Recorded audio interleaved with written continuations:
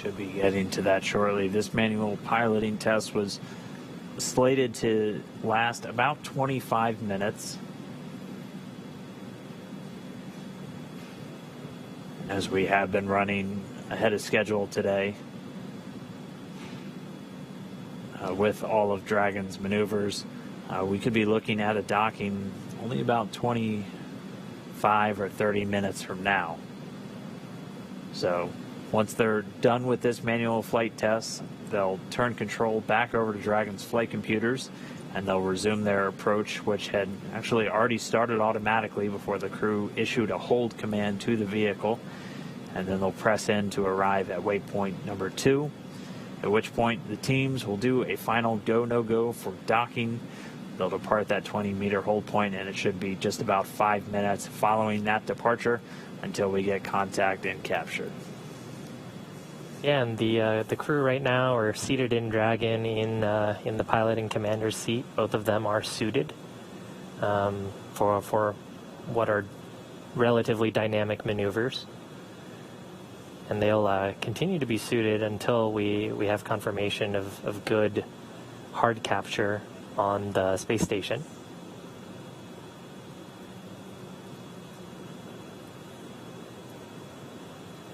So right now, just interfacing with the touchscreen displays, testing out manual piloting.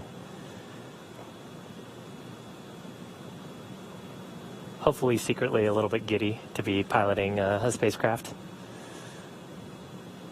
I mean, before they had launched, Bob Behnken had referred to this mission as every astronaut's dream, getting to launch in a new spacecraft, putting it through its paces. He and Doug Hurley, with those test pilot backgrounds, testing out a new spacecraft has to be as good as it gets. But they're still stepping through this manual piloting. We should have just a few more minutes until they're done with this Y-axis translation, and then they'll be able to turn command back over to Dragon, which will return itself to the docking axis and then begin that approach into waypoint 2. Yeah, and as a look ahead, so when we do transition into that approach, Dragon will autonomously go towards waypoint 2, which is just 20 meters away from the forward international docking adapter on node 2. And it'll hold there. That'll give the ground team some time, both in Houston and here in Hawthorne, to do a go, no-go poll, make sure that the vehicle still looks healthy, make sure that everyone on board the space station and of course on board Dragon. SpaceX Dragon, we've completed with the translation maneuvers. We're going to pick up with the closure maneuver. We copy. We're following along with you. All right, sounds like they're done with their translations. They're going to start moving it back to the docking axis, put us right back on the center line, and then we're going to resume that approach into station.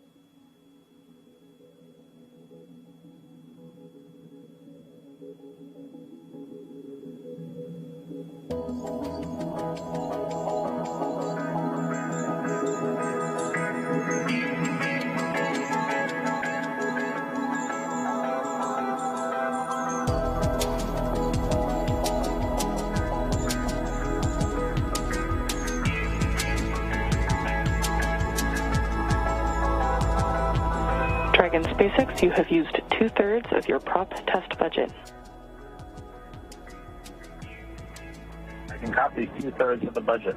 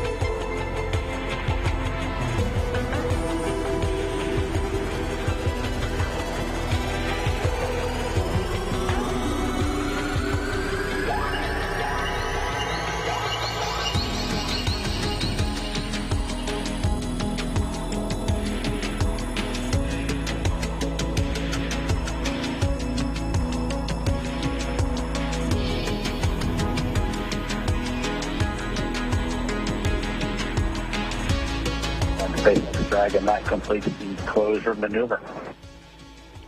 We copy closure maneuver complete.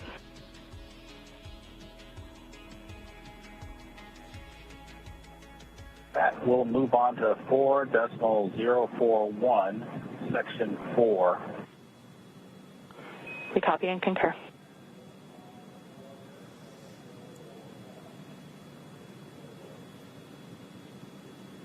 All right, so our manual flight test has been completed. We're standing by for them to now resume approach 1.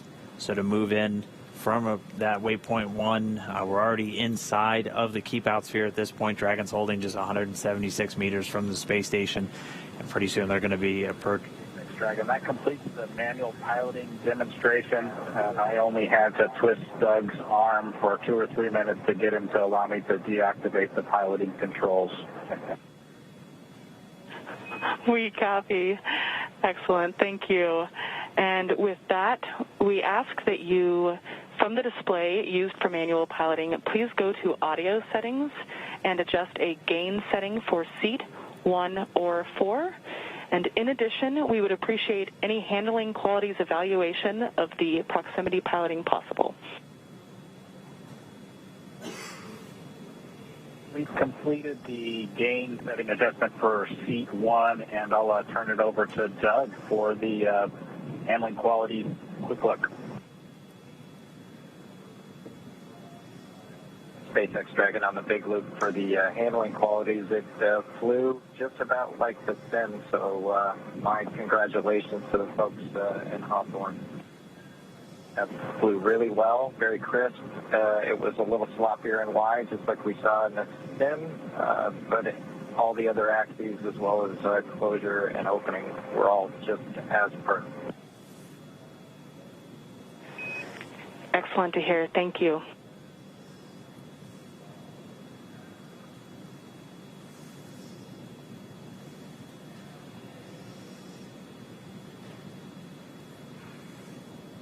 that kind of gives you an indication of sort of how the design process works. You know, Bob and Doug have had lots of opportunities to test this out and sim it and give their feedback. And pretty cool to hear that their sim experience was very similar to what they saw actually on orbit. Just, I think you said 170 meters away from station right now? Yeah, we're just 176, and I imagine as a spacecraft designer, that's exactly what you want to hear, is the way that I trained you in it here on the ground is exactly how it performed once you're there for the real thing. So the second manual piloting test in the books, Bob and Doug putting Dragon through its paces. Now we're time to put it all to where we get to our endpoint. We're ready to get Dragon docked to the International Space Station. Dragon SpaceX on Big Loop. The ground will be resuming approach shortly. We do plan to hold briefly at waypoint 2, so reminder that crew visors down are not required until the ground is preparing to command the final approach. Thanks, Dragon. We copy. We'll hold at waypoint 2 for a pause, and then we'll get our visors then once you command. We copy. And station, it's Houston on the Big Loop. As you've heard, Endeavour is resuming its approach to waypoint 2. Chris, you can monitor now for step 2. That's step 2 and 1.104. Crew Dragon approach and retreat monitor. Copy. Step 2 will work.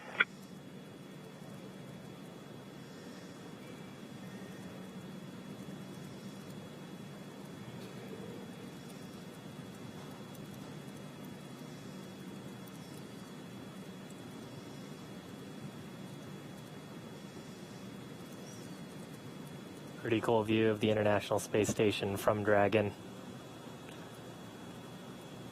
This would actually be overlaid, or rather their controls would be overlaid on the displays on top of this view. And we got to see some pretty cool views from behind. Actually, there's a view right there. You can see the station on their displays. Visors up, Doug in the left seat, Bob in the right seat.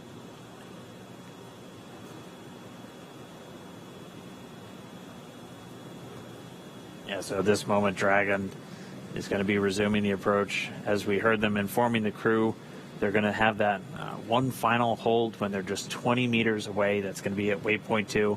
We're expecting it to be a brief hold while the teams all tag up and do a final go to move in for docking. Getting a great look at the space station itself. The docking port is right in the center of our screen. You can see another spacecraft currently docked to the space station, the Japanese HTV spacecraft currently docked to the Earth-facing port, one of those common berthing mechanisms also on Node 2. So Dragon will be the second vehicle to be docked to the Harmony module once it makes its final approach.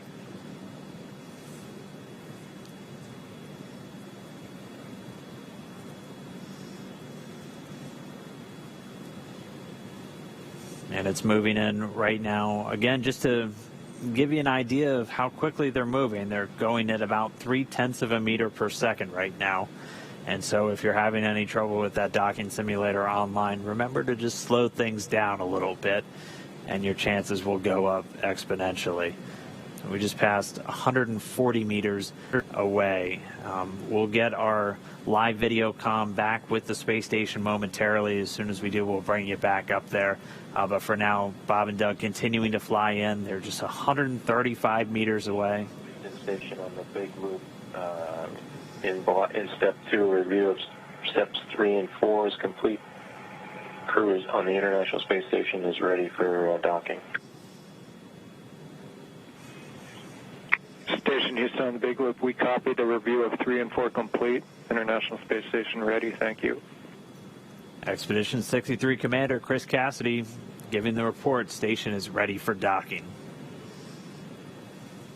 Yeah, and you can see the trajectory of the spacecraft. There are small corrections that are happening. So as we get closer and closer to station, we're trying to stay within those two corridors, which are shown coming out of the docking port that we're going towards. That little dot, I think, was the 20-meter hold point, so that's where we expect there to be the spacecraft holding right in front of the International Docking Adapter. There'll be a go, no-go poll. The ground teams have worked hard over the past probably years to come up with a set of what we call flight rules. So those are technical constraints, items that we look for, that if any of those criteria were violated, then we have a rule that we've predetermined, gives us guidance to say whether we could approach or not. So far, our vehicle has been very healthy, but technical ground teams will all do their due diligence to make sure that it's still safe to approach. Right, and at this moment, that approach is continuing, still moving in at about 0.3 of a meter per second. Dragon's coming up on just 100 meters away from the space station. So the very top there is the nose cone on the spacecraft, where we've got a cool view. Left side of your screen is the International Space Station. Right side of your screen is Dragon.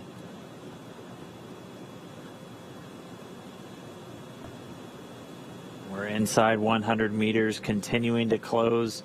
Again, we're going to have a short hold at 20 meters. Teams will just do a final check, and then they'll give Dragon the go. We're expecting it to be pretty brief. We should get to that hold point in just about 4 minutes, moving at our current pace. I think you can see a meatball and an American flag on that on the spacecraft. The NASA logo, of course, referred to as the meatball. I think there was some spirited discussion about the meatball versus the worm during ascent. And you can see those logos. That structure on the fairing structure is actually what the Super Dracos are housed in. Of course, all of those are deactivated now, only used for launch escape during the ascent portion. Nose cone right at the top of the vehicle, and you can see sort of the sealing surface. Those four circular slots right underneath the nose cone within that red ring are the forward bulkhead Dracos. That's what we were using while we were conducting all those burns, the 5 burns to get to this point. Right now, we don't have a reason to use those. We'll only be making small attitude corrections with the service section Dracos. And you can see the service section actually pretty clearly here too. There's a black portion and a white portion sort of separated by a fin. The black portion is solar panels, solar cells that'll charge Dragon's batteries, and the bottom side the white portion is actually a thermal radiator that's used to keep the spacecraft nice and cool. Of course, the avionics and the cabin, making sure that Bob and Doug are comfortable inside. Looks like we're getting a shadow cast. We are just 60 meters away, continuing to close in, just about 40 meters to go until we're at that hold point. Should get there in just over 2 minutes. Meanwhile, teams in Hawthorne and in Houston doing their internal go, no-go for docking. They're going to get all the teams polled. Once everyone's go, we'll be able to give Dragon the final go-ahead for the vehicle to autonomously fly in and dock with the International Space Station. Should be coming up on waypoint 2 arrival in just about 1 minute, 45 seconds. At this point, it'll be 20 meters away from that docking port. The International Docking Adapter number 2 attached to pressurized mating adapter number 2 at the very forward end of the Harmony module. Right there on the right around the center, you can see the forward hatch. It's got a window in it. You can see a couple of handles, and there's some features that look sort of bronze-ish. Those are the pedals that we were talking about earlier as part of the soft capture system. So pretty wild too to see. We're so close that we're getting shadows from the station on Dragon. Wow. And we're getting these views of Dragon's approach from 2 cameras that are right next to that docking adapter. And the movement's a little jarring at times. These cameras are being commanded by a person at the Cronus console in Mission Control Houston, and they send some very basic function commands to the camera, which it then executes automatically. And so they're continuing to follow Dragon in, so we do thank them for their diligence to give us these views of this historic moment as we are just less than 30 meters away from docking.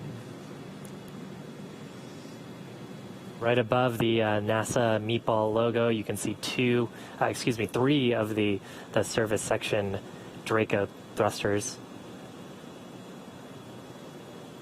That's right, 12 in all. So 4 of those clusters spread around the vehicle, used for a lot of the attitude control and any small translational maneuvers like we just watched Bob and Doug execute with their second manual flight test. Yeah, and actually oriented in a way, too, where if you were to lose some of those thrusters, you still have redundancy and control in those axes. That's part of the reason why they're sort of at the angles that they are. All right, so we should be getting to waypoint 2 right now.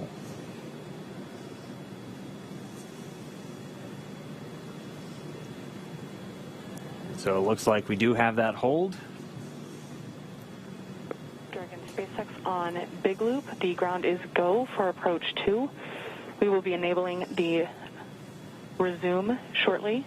As a reminder, ensure your visors are closed prior to Dragon's departure from the waypoint. And once Dragon is inside the crew hands-off point, retreat and breakout are not permitted. And for your awareness, we have sunset in a little less than 8.5 minutes.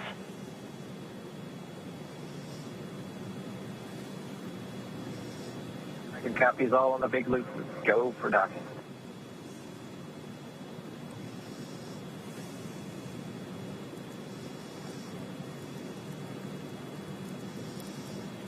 So Doug on Spacecraft confirming their go for docking. They're going to put down their visors. Got some instructions there about the crew hands-off point that we had talked about earlier. That's a point where we don't want the crew issuing any commands to the vehicle. It's about just about 2 meters away from the docking adapter. I believe the number is about 1.7 meters. Station Houston on the Big Loop. Houston and station are now go for docking. Chris, you can monitor for steps 3 and 4. 3 and 4 in 1.104 Crew Dragon approach and retreat monitoring. Copy steps 3 and 4. Next Dragon on the Big Loop. Our visors are down. Copy, visors down.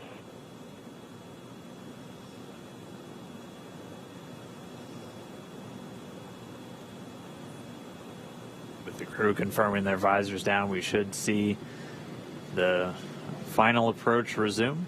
Station Dragon on the Big Loop. We are inbound from approach 2. Copy, inbound. Station copy. And we're going to be racing that sunset. The approach has resumed.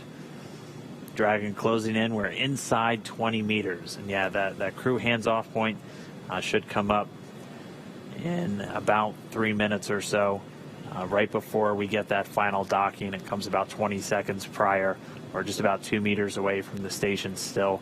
And that's just the crew not issuing any abort commands. At that point, it would be too late.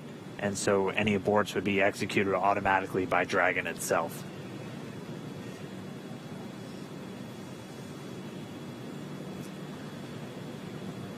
So we're closing in at less than 1/10 of a meter per second at this point. You can see the service section Dracos just doing all these very small, minor attitude corrections. Really, the autonomous docking system at work, making sure that the vestibule and the soft capture system is lined up with IDA2. It's the International Docking Adapter.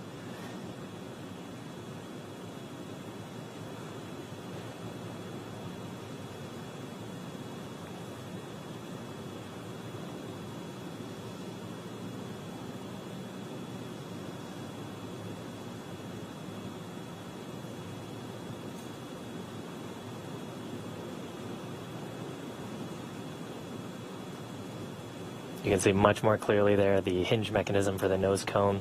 Those 4 black circles are the forward bulkhead Dracos, not to be used at this time. And then, of course, the pedals of the soft capture system. Wow.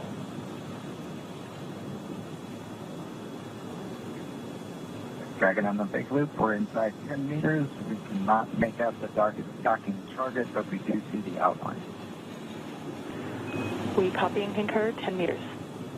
Right, we're less than 10 meters away. Again, we're closing at that rate of less than 1/10 of a meter per second. We should be just about 1 minute 45 seconds away from docking. There's a center line camera right in that middle, so you can see where the forward hatch is, and right in the middle of that there's a window, and there's a center line camera that is aligned with the center of the vehicle and the center of the docking mechanism.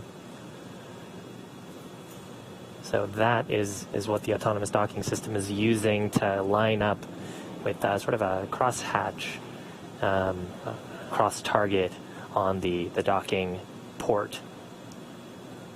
Again, the forward docking port on PMA2, or the pressurized mating adapter. And we are just 5 meters away. Again, we're racing that sunset. This Dragon continues to close, 4 meters to go. Those shadows of the space station on the vehicle.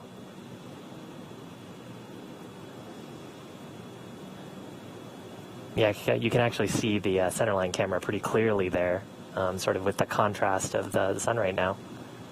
3 meters to go.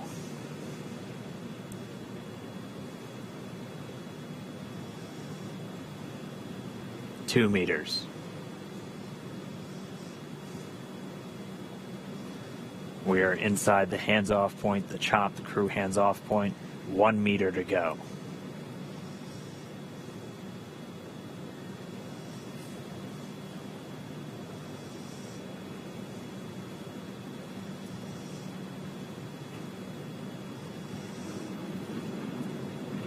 Soft capture complete. Dragon. Soft capture confirmed. Stand by for retraction and docking.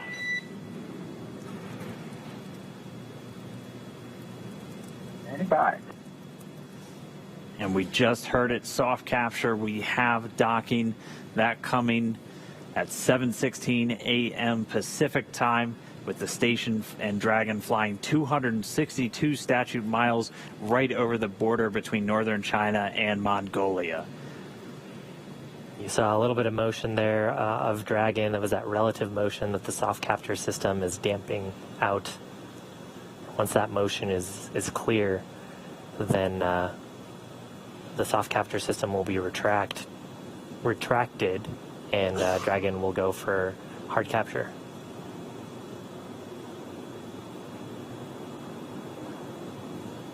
Again, if just now tuning in, that soft capture, that docking coming 7:16 a.m. Pacific, 10:16 a.m. over on the East Coast. Dragon and the International Space Station were flying 262 statute miles right over the border between northern China and Mongolia. So that soft capture ring now going to retract. It's one more step on the way to docking complete. On board. Yeah, and so the next step here is once the soft capture ring is retracted, there are 12 latches that we refer to as hard capture latches. Those are what will really create that pressure-tight seal between the Dragon spacecraft and the International Space Station.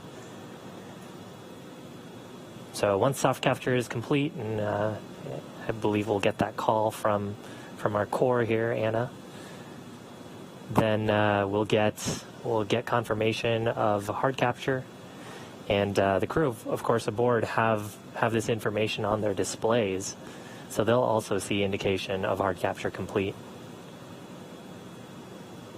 And once those two steps are done, then that's docking complete. That's right. We're expecting to hear some words from everybody. A pretty monumental moment. I mean, for Doug Hurley, he's returning to where he last docked almost 9 years ago on the very last space shuttle mission, now commanding the very first commercial spacecraft to deliver astronauts to the International Space Station. That's got to be cool for them. They've mentioned quite a few times that they're best friends, our favorite dads in space, as we've been calling them. This has got to be really cool for them. It's got to be really cool for their families, too, watching this.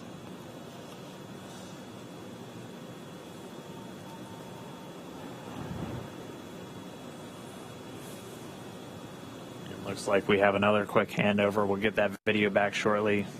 We're about 75% complete already with that retraction.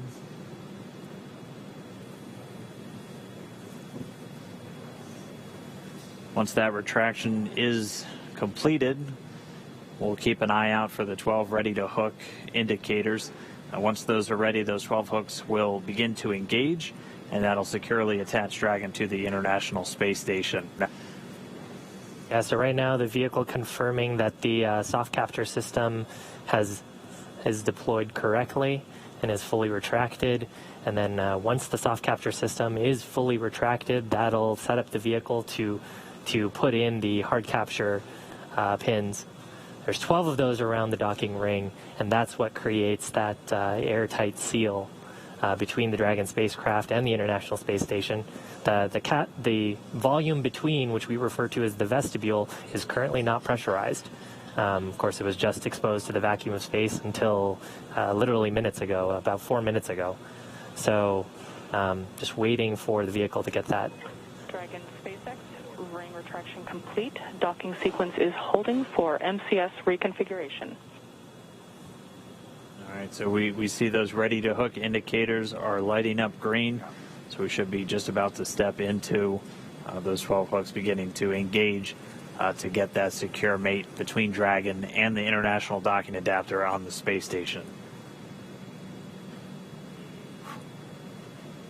Wow, right now those two vehicles are flying together. They are attached to each other. It's been just under 19 hours since we lifted off. We're actually at about 18 hours, 58 minutes, and 42 seconds. So we promised about a 19-hour ride up to station, and we made it just a few minutes before that. They were able to dock a few minutes ahead of schedule. We were tracking them to still take about another 10 minutes, but able to step through all of their burns about 16 minutes ahead of schedule and get us to where we are now. If you missed it just a few moments ago, that initial docking coming at 7:16 a.m. Pacific, 10:16 a.m. over on the east coast of the United States, and they were 262 statute miles flying together over the northern border of China and Mongolia. So really exciting. We're just waiting for this docking complete to be confirmed. We'll expecting to hear some words, obviously, from the crew on board and all the excited teams down here. We're just waiting for this moment. And then it's time to start getting Dragon integrated into the station. There will be an umbilical that will get mated, and that'll allow Dragon to flow data and power into the station systems, and then it'll be over to the crew. Endeavour and station at Houston on the big loop. MCS is configured. We're proceeding with hook driving. All right, and they did a quick, so the motion control system onboard station now back under those control moment gyros, so handed over from the Russian thrusters, and Dragon now given the go to drive those hooks. We have to do that changeover of attitude control before we drive those hooks, as the Russian thrusters a little bit more dynamic in their control of attitude, and if you had a thruster firing while you were starting to drive those hooks, that could miss a line. So going over to the smoother control moment gyros on the U.S. side, now controlling the attitude on board the station, and those hooks, those 12 hooks on Dragon, about to start driving.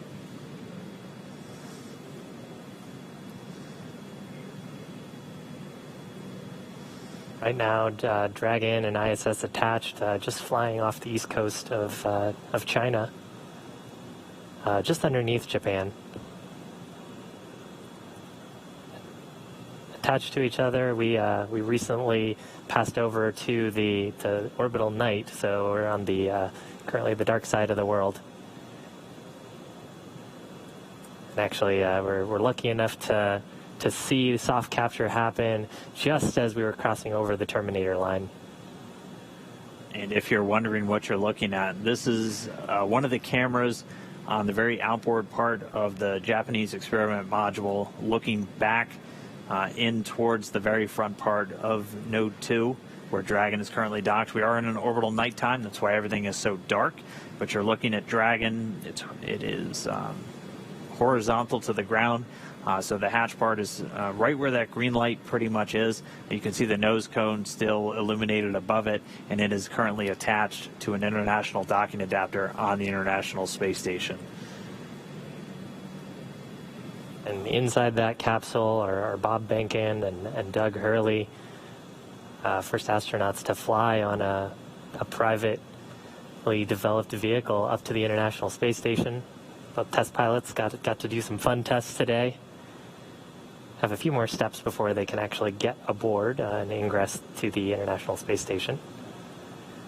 And that's what we heard over the big loop, that transition, which allows us to then proceed with hard capture.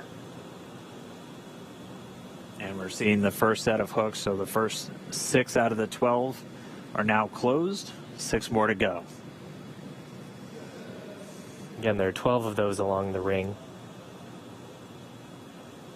And that helps us ensure that we have an airtight seal. It is vacuum around them right now, so we want to make sure we're keeping all of that valuable life support in the vehicle. Now the combined ISS Dragon vehicle.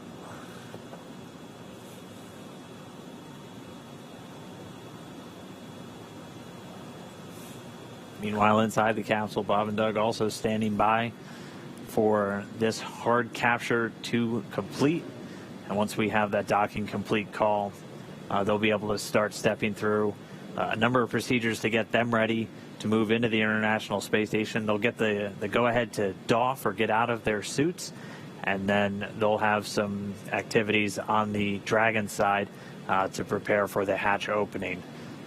Chris Cassidy will mainly be working on the station side to pressurize the vestibule. So as Shiv has talked about, the space between the Dragon capsule and the space station was exposed to vacuum, and even after this tight seal has occurred, we'll still be at vacuum inside. So we'll actually open up a valve to supply air from the station side into that space between the Dragon and station hatchways, and they'll get it up to the same ambient pressure that we'll have inside of Dragon and on the station itself. They'll wait for it to thermally balance out, make sure we don't have any temperature swings as we're bringing it up from vacuum, so probably from a very cold temperature up to about 72 degrees that they have in their cabin temperature on board the station, and then we'll get the hatches open. Dragon SpaceX, hard capture complete. Stand by for docking completion.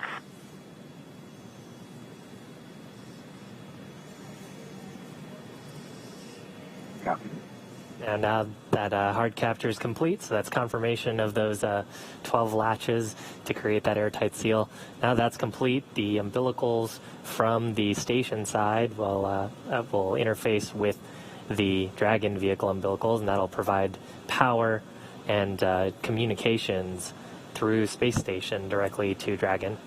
Pretty much the whole way up, Dragon's been using a combination of batteries and its solar cells pointed at the sun to make sure that it has enough electrical power for the journey up.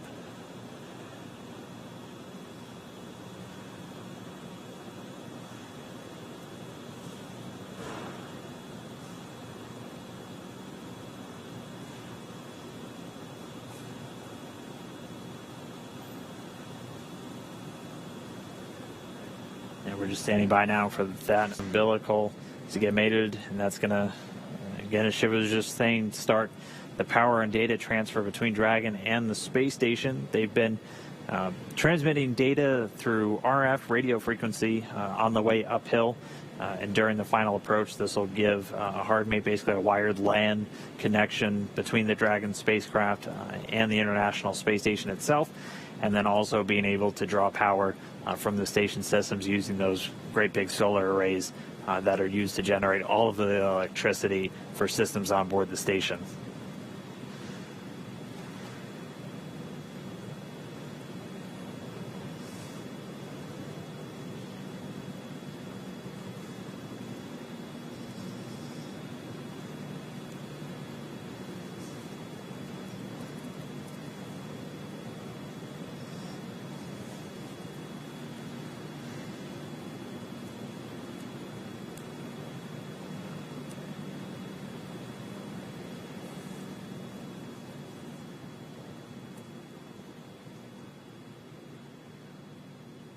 And the soft capture system has been stowed. We see the umbilical starting to deploy. About 40% of the way so far, going pretty quickly. Should just take a couple more seconds until we're all the way connected. And then we should be getting that docking complete call out from the core here in Mission Control, SpaceX and Hawthorne. Standing by. Dragon SpaceX docking sequence is complete.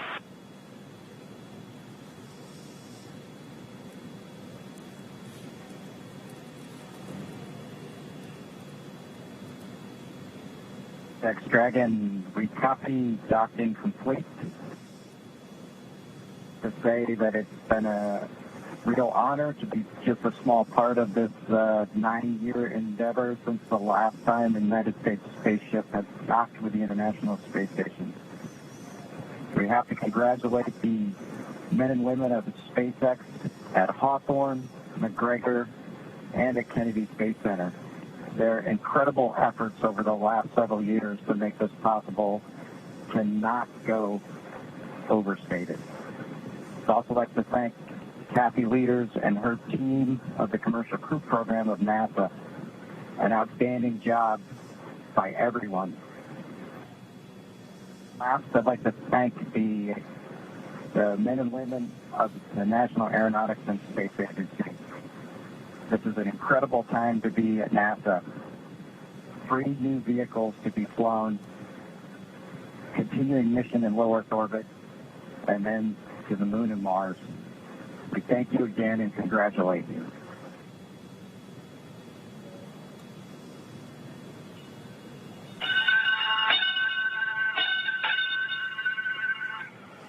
Dragon arriving. Crew of Expedition 63 is honored to welcome Dragon and the Commercial Crew Program to welcome aboard the International Space Station. Bob and Doug, glad to have you as part of the crew. Well done. Bravo Zulu. Okay, happy. Thank you, Chris. Thank you, Chris. Endeavour, this is Houston. Bob and Doug, welcome to the International Space Station after your spectacular rendezvous and docking of the first Crew Dragon vehicle. For the first time since the retirement of the Space Shuttle, you've completed a historic ride to the ISS and have opened up a new chapter in human space exploration.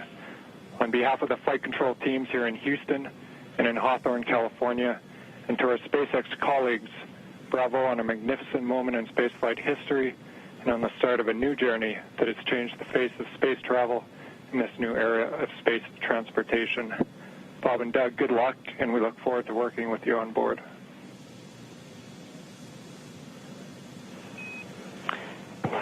Dragon SpaceX, Bob and Doug, we here at SpaceX are honored to have been part of ushering in this new era of human spaceflight. On behalf of the SpaceX and NASA partnership, congratulations on a phenomenal accomplishment and welcome to the International Space Station.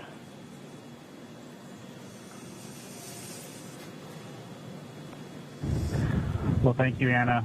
We appreciate all the good words and everyone thanking us, but it truly was a magnificent effort by the entire team, the SpaceX team, the NASA team, and a team across America who was able to pull this off and bring human spaceflight again to our nation. Thanks for everything. Happy to be aboard.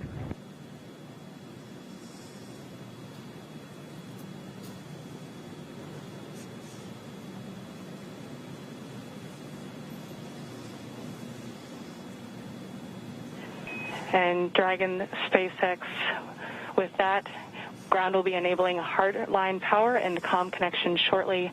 You are go to doff your suits per procedure 4.012. We will be configuring your video to go external shortly, and we have one request for Bob's suit doffing when you're ready to copy.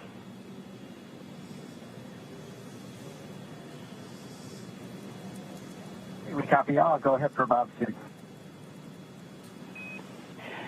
During your approach suit leak check, we noticed Bob's suit pass with a lower PSID than his previous vehicle and O&C checks. We still had plenty of margin to support you in a depress, but in order to rule out potential hardware issues, When Bob is doffing, after he opens his structural zipper, check all 3 bladder zipper heads to see if any are partially closed. It is possible that if the head is backed off slightly, that the white tooth is partially visible or a small gap can be seen between the end of the zipper head and the gasket end. Please report observations.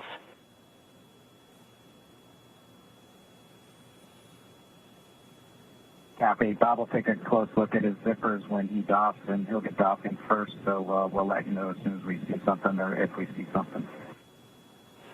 Great. Thank you so much.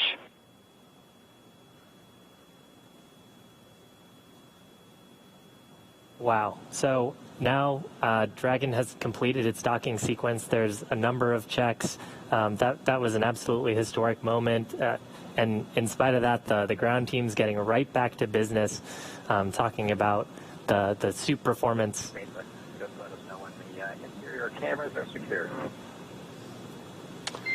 On Dragon to Ground, Gotta turn the cameras off first before we can get them out of their suits. Absolutely. So Spacecraft is now docked. They've got several tasks that they're going to need to be able to do. While we're waiting for those tasks to happen, we're actually going to take a short break.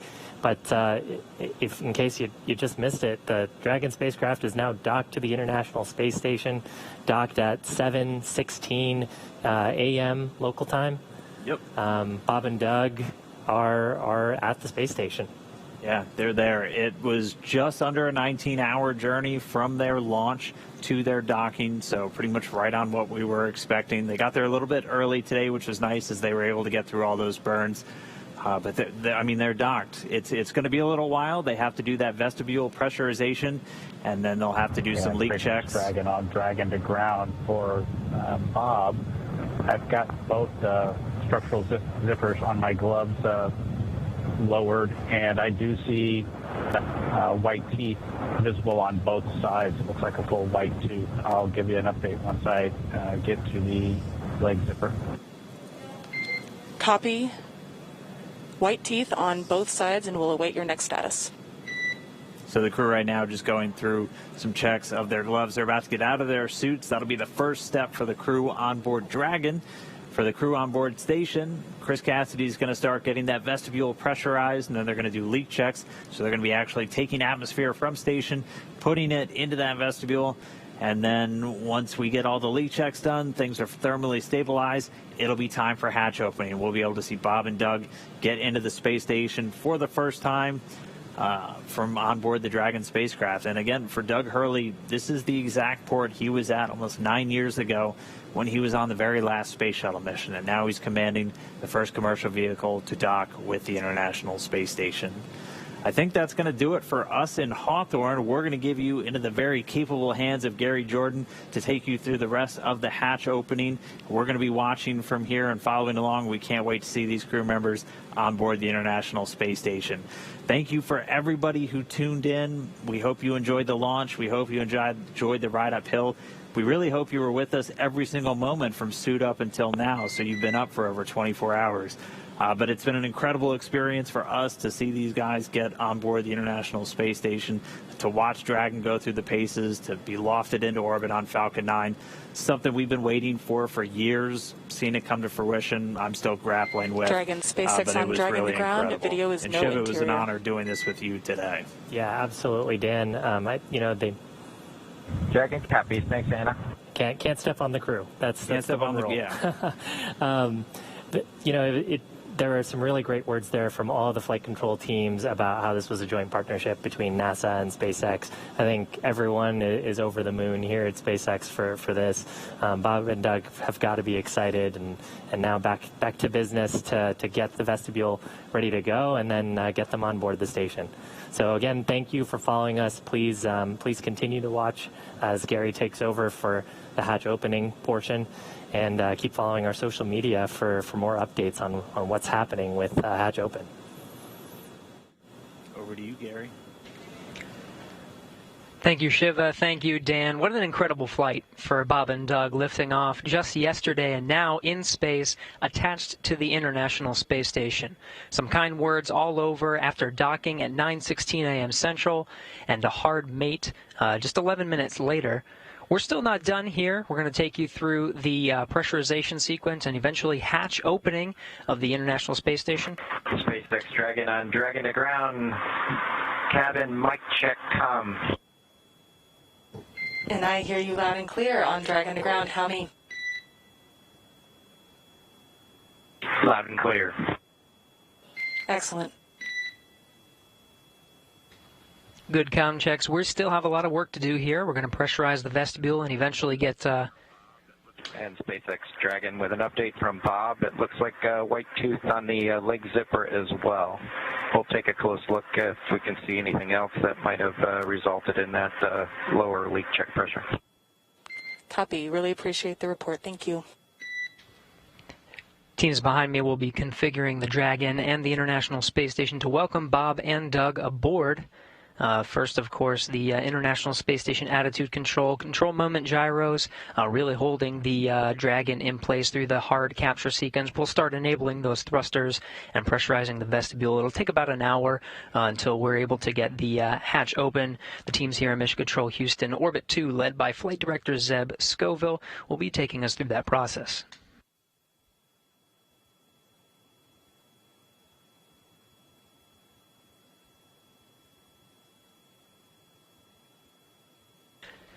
Aboard the International Space Station, Commander Chris Cassidy standing by in Node 2. Right in front of that is the pressurized mating adapter. He recently opened up the hatch to introduce some of the station air and mix it, get a nice mix in there, avoiding some CO2 pockets. That hatch you see just beyond Chris Cassidy there is normally closed. He was able to open it a little bit earlier today, mix some of that cabin air, and get rid of those CO2 pockets, make sure it's all clean and ready for Bob and Doug. He closed it shortly after just to make sure no FOD or foreign objects, anything were to float in there that would inhibit any hatch opening process today. One of the next milestones for Chris Cassidy will be to open up that hatch. He's got some cameras you see placed within that node. We'll get some good views of the hatch opening and welcoming Bob and Doug here in just about an hour.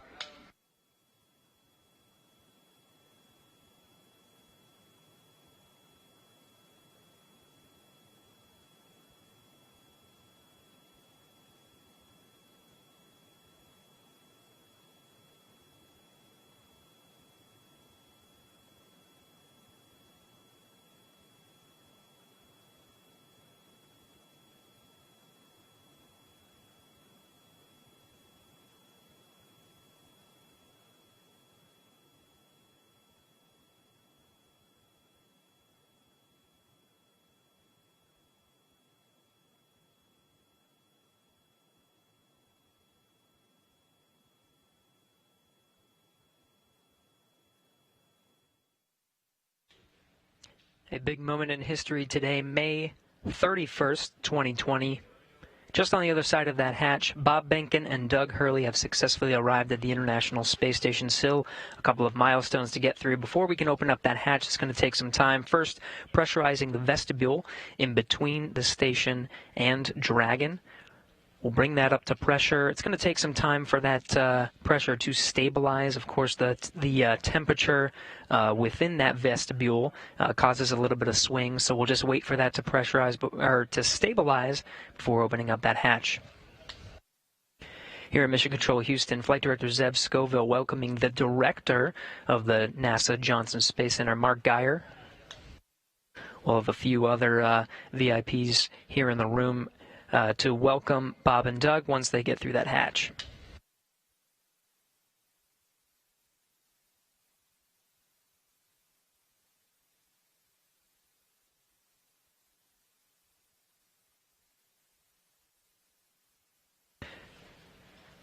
Now again, this repressurization and hatch opening process is going to take some time.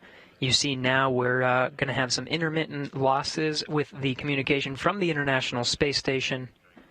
You're seeing now the International Space Station Flight Control Room, led by Flight Director Zeb Scoville. Just a handover of some of those audio and visual communications. We'll be regaining those shortly. Might lose them intermittently throughout the repressurization process, but the teams here will be monitoring all of the procedures again, pressurizing that vestibule and eventually getting to that hatch opening.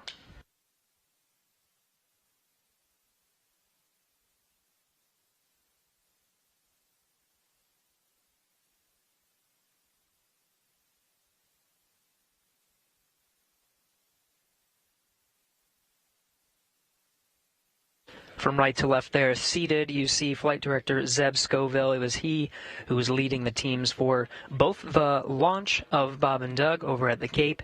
He was leading the teams here in Mission Control Houston. You just saw the Johnson Space Center Director Mark Geyer walk off to the side. Seated next to Zeb Scoville, Joshua Kutrick. He is one of the members of the most recent class of astronauts, the class of 2017.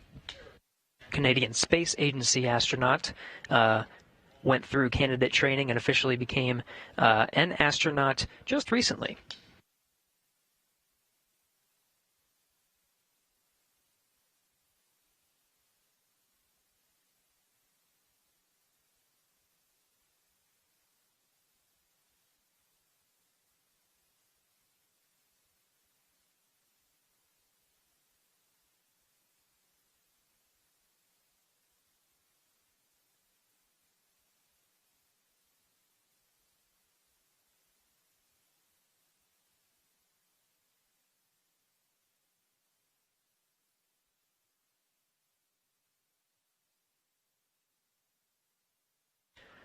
Again, a few milestones to get through to that hatch opening. First, the International Space Station attitude control has been successfully switched from control moment gyro only control, enabling some of the thrusters on the International Space Station. We also just received word that Dragon is successfully receiving power. Ground ISS power connection has been established.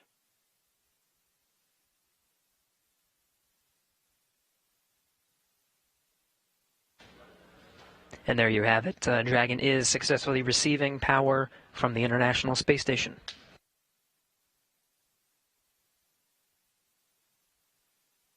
And Dragon copies on Dragon to ground that power has been established. Just let us know when we should make a hardline comm check. We will, Co. Thank you.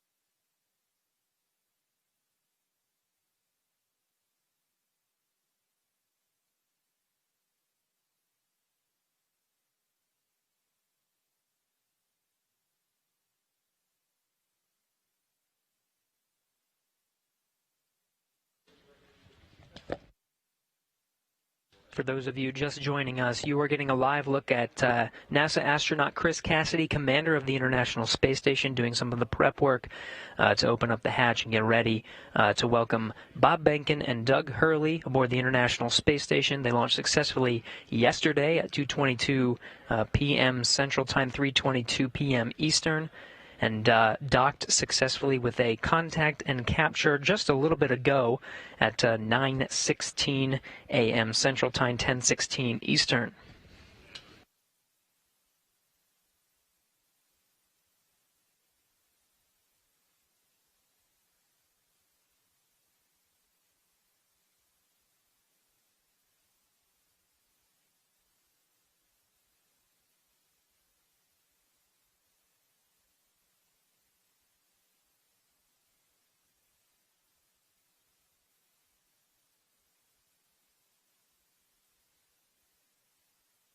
Now, some of the milestones to get that hatch open have already taken place. First, attitude control.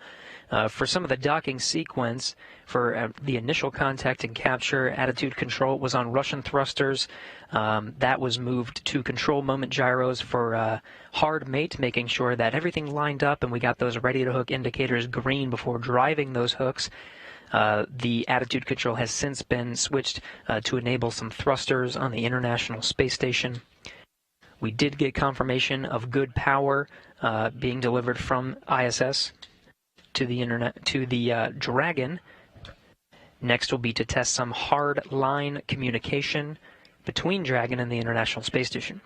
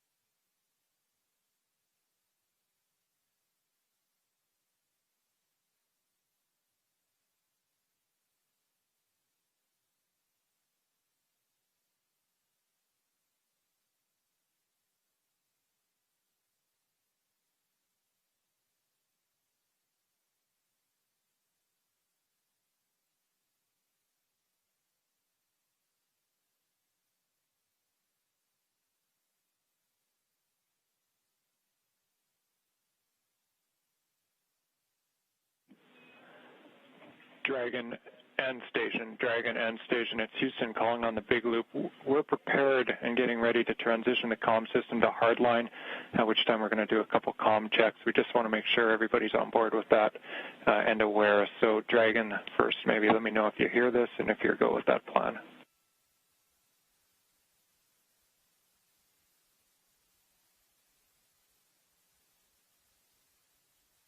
Yeah, Houston, Endeavour on the big loop. We had you loud and clear. Houston Station copies and concurs. Okay, Endeavour and Station, we have it loud and clear on RF right now. We are putting it in work now, so transitioning comm system to hardline, and we'll call you back for voice checks momentarily. Endeavour copies.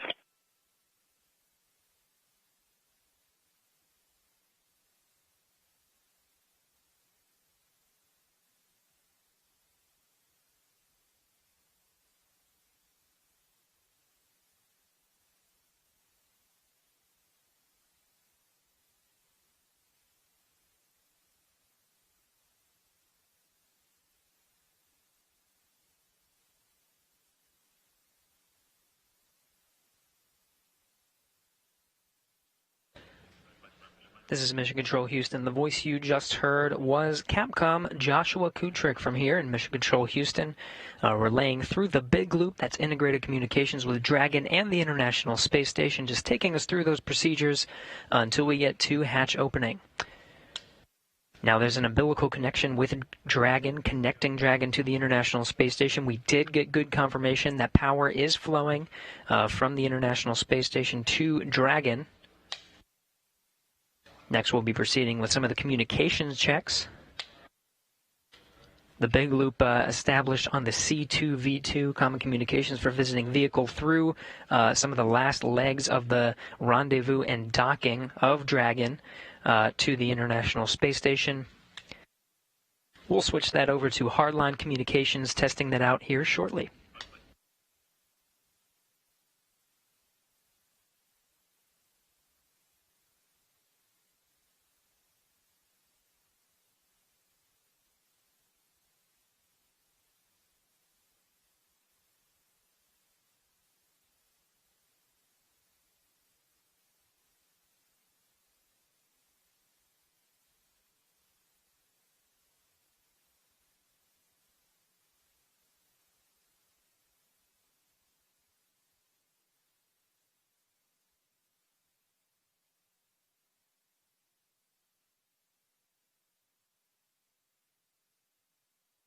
We're going to get some good views of station today. You see Chris Cassidy working inside Node 2. Just on the other side is the hatch.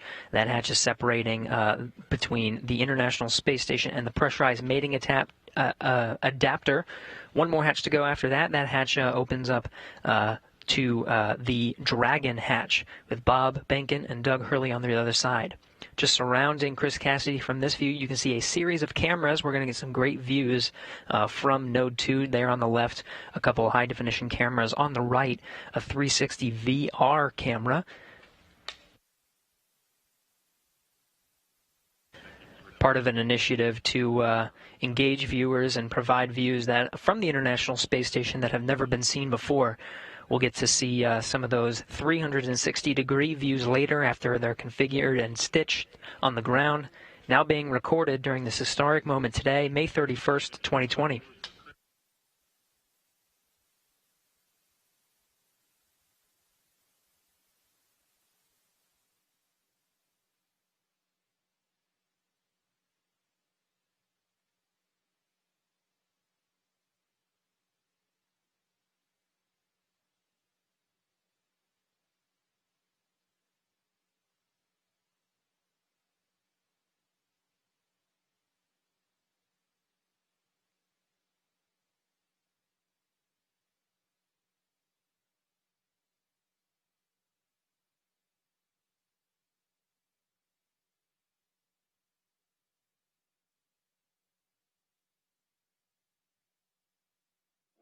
Affirmative, we are on the same page. Those steps in the execution note are all that's needed.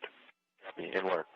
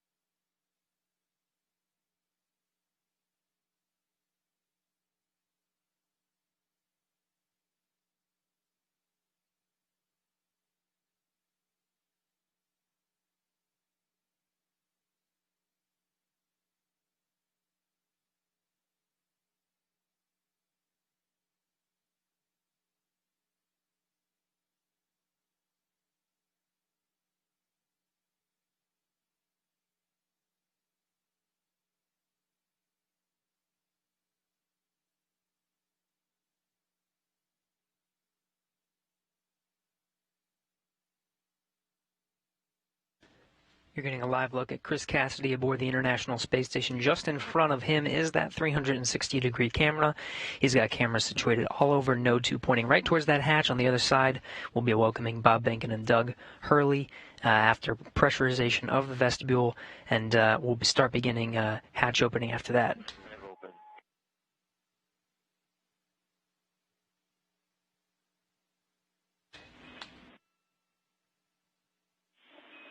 Yeah, we copy MPEV open, Chris.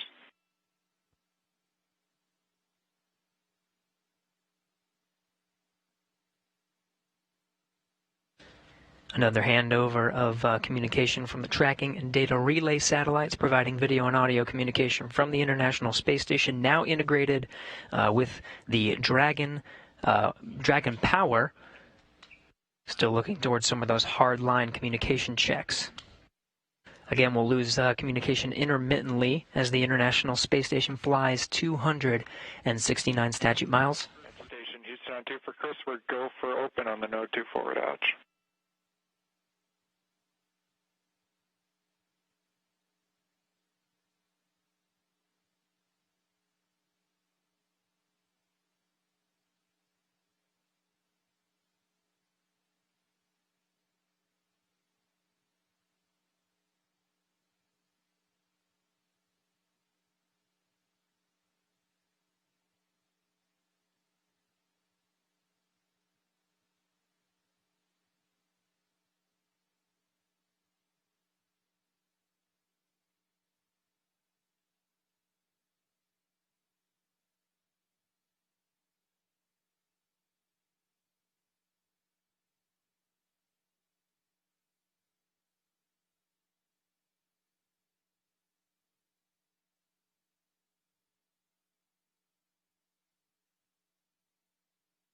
regaining some of that video from International Space Station. Chris Cassidy given the go to open that Node 2 forward hatch.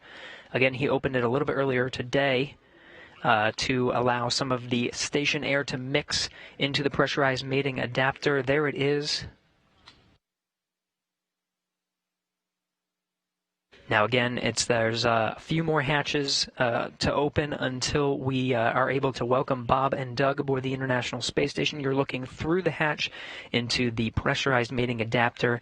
There's another hatch down there through the pressurized mating adapter that opens up to the International Docking Adapter. Houston 3, hey Josh, there was zero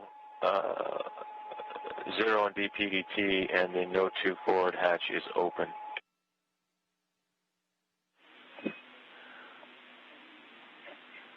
And Chris, we copy No 2 forward hatch open. We concur your go for the next yellow activity. That's your 1515 activity. It's step 2 in 2.102 Crew Dragon ISS arrival through hatch opening. Basically, you're going to cycle the 8-pass equalization valve. And Dragon SpaceX on Dragon to ground. If desired, reference procedure 4.400 to monitor vestibule pressurization.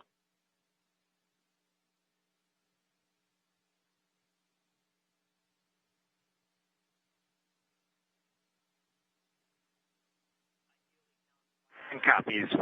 Small.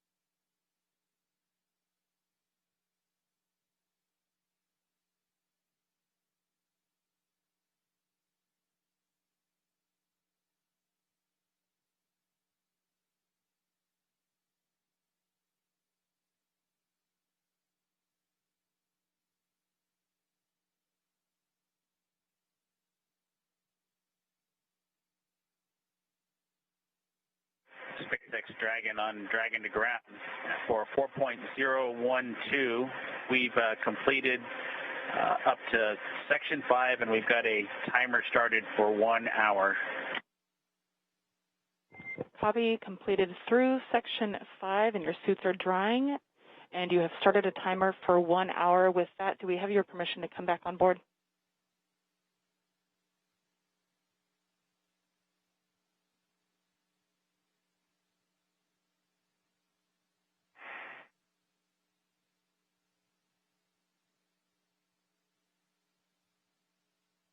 Get you back on board. We copy. We are go to come back on board. And with that, you are go to perform sections 1 through 3 of 4.400. We do recommend deferring your step 2.1 for the waste system flush until closer to hatch opening. In section 3, as you are performing your inventory, please collect all your food and water bottle trash and consolidate it into the 2 trash bags within their common bags in location 18. You will transfer the plastic bags containing this trash to ISS for disposal during a scheduled activity after ISS ingress. And do note that you are welcome to defer this inventory until after you eat your meal that is scheduled for right about now.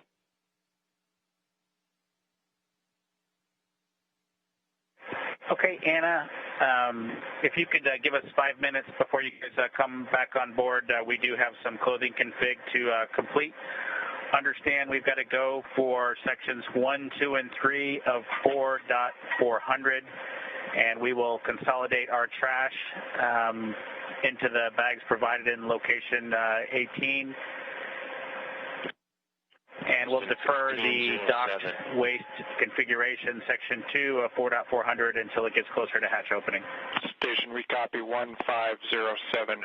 We copy, and we will wait 5 minutes before coming on board, and we'll check with you before we do so if we don't hear from you first. Copy, ready.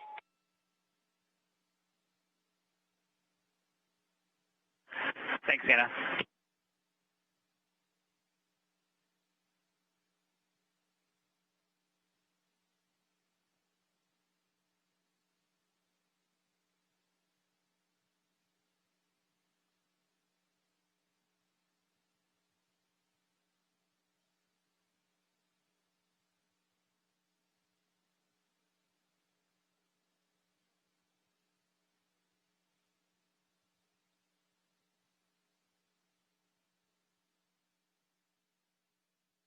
This is Mission Control Houston. You're listening to crews on board the International Space Station and Dragon prepare for opening the hatch.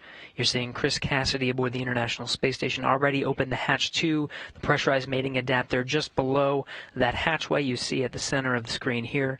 On the other side of the hatch is the hatchway to the International docking adapter. On the other side of that, the recently docked Crew Dragon. Vestibule pressurization is underway. This will equalize the pressure between Dragon and the International Space Station. Once it does come up to pressurization, it will take some time to equalize that pressure because of the temperature difference in the vestibule. Just take some time to stabilize. Dragon, Endeavour, it's Houston. Calling you on hardline now for a voice check. How do you read?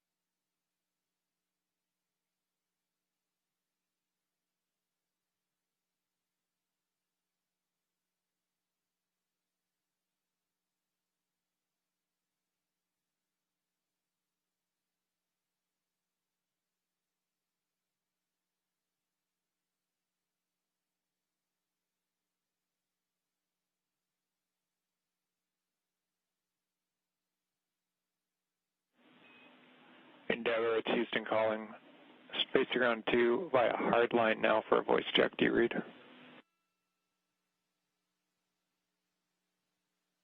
Houston, Cleveland. Dragon FM voice check. How to read us?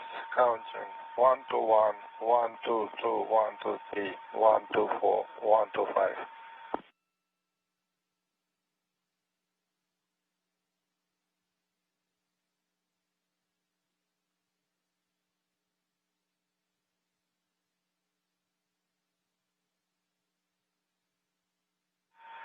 Houston station, space to ground 2.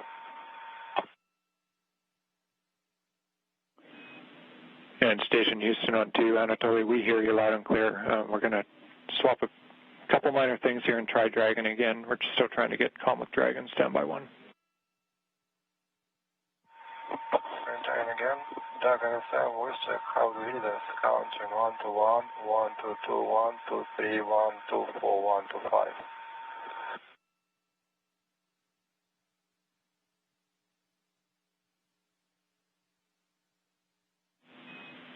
And Station Houston on 2. Everybody, we'll just stand by for a few minutes. We're going to try to raise Dragon by another means. Stand by.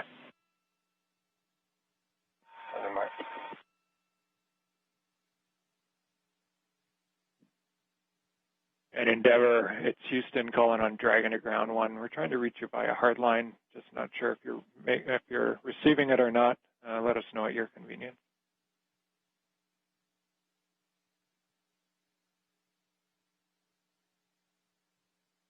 And Houston from Endeavour, we're hearing quite a bit of echo on the other loop that appears to be connected. It's unintelligible, but we do have you loud and clear on the Dragon to ground.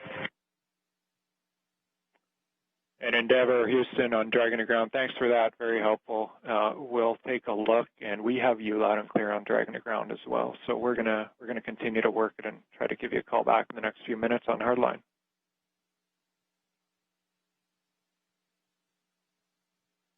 Endeavour copies. Thanks.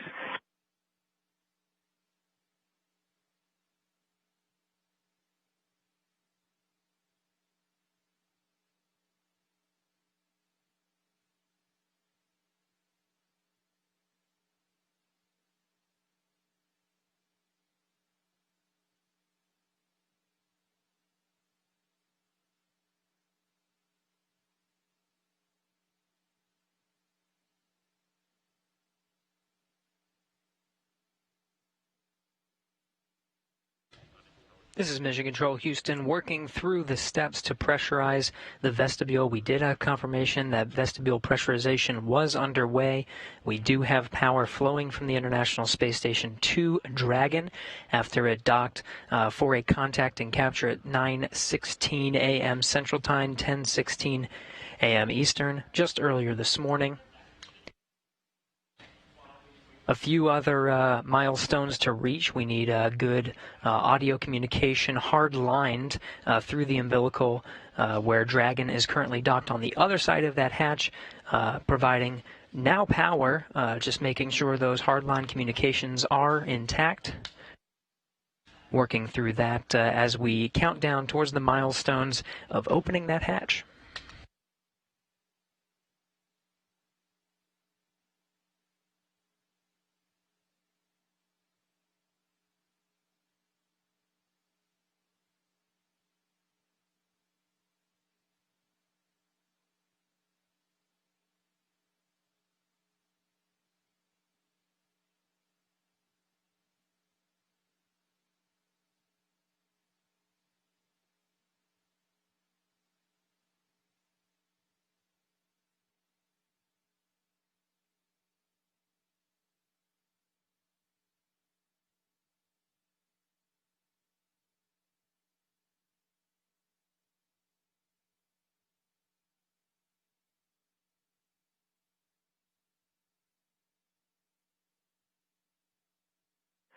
SpaceX Dragon on Dragon to ground. Go ahead.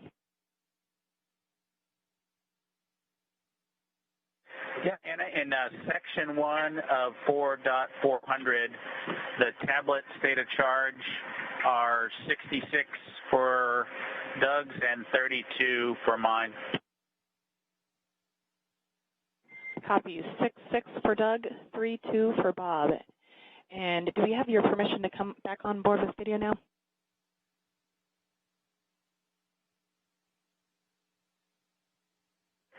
Yeah, go ahead and come on board. We just may have to take it down at some point, as you might imagine, but come on board. Sounds great. Thanks.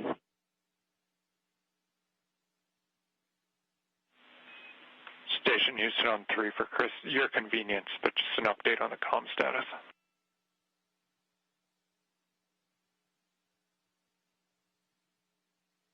Yes, sir, go ahead. Chris, you've probably been able to tell we've run into some minor issues trying to get hardline established, so we're working that here, and we're going to be reattempting the comm checks as soon as we think we're go. I'll give you a heads up on that.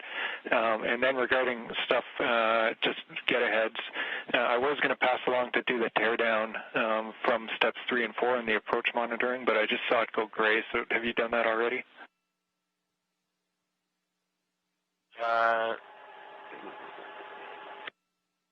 Hold on just 1 second. Which one was that? Maybe I fat fingered the wrong procedure. Yeah, no, it's subtle. So it's in the execution note for Dragon approach monitoring, as we were monitoring Dragon earlier in the day. Down in the execution note are the teardown steps. I'm here in the cupola right now. I'll take care of it. It's not gray, but momentarily will be. Sounds good. And I'm also hearing on that we have done on the ground steps 1 through 4, so it's just 5 and 6 left for you in that teardown procedure.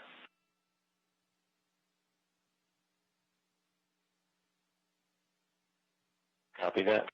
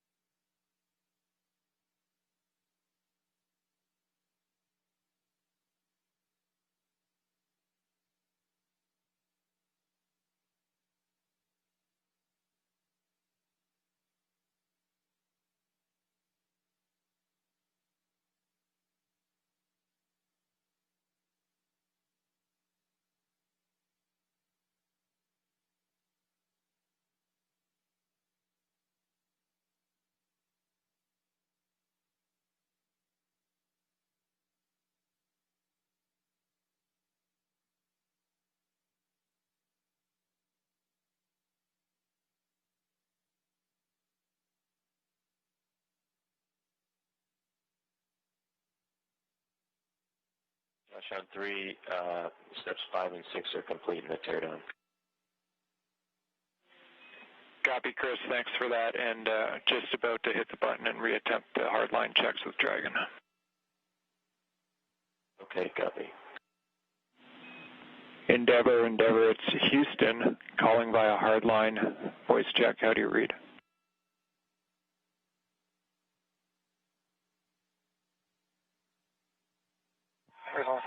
Say again.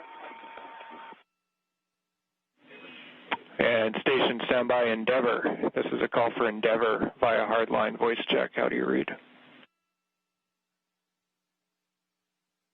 Houston, Endeavour, completely unreadable. It's skipping pretty badly.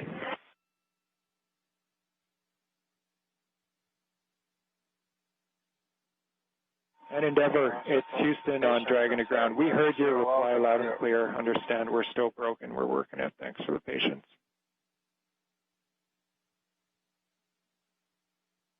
We got you, Josh. That's exactly the case. Thanks.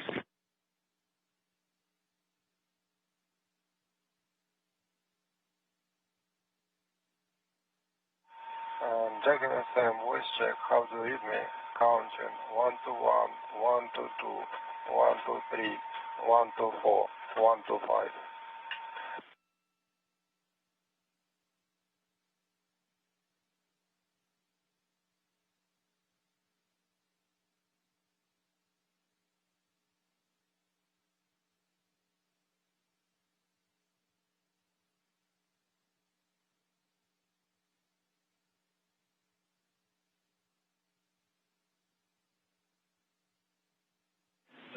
And station on 2 for Anatoly. Anatoly, we're hearing you loud and clear in Houston. We seem to have an issue still with COM2 Dragon, so we'll just have you stand by. We'll let you know when we're ready to retry. Thanks for your patience. Okay, call me on Space to Ground 1, please.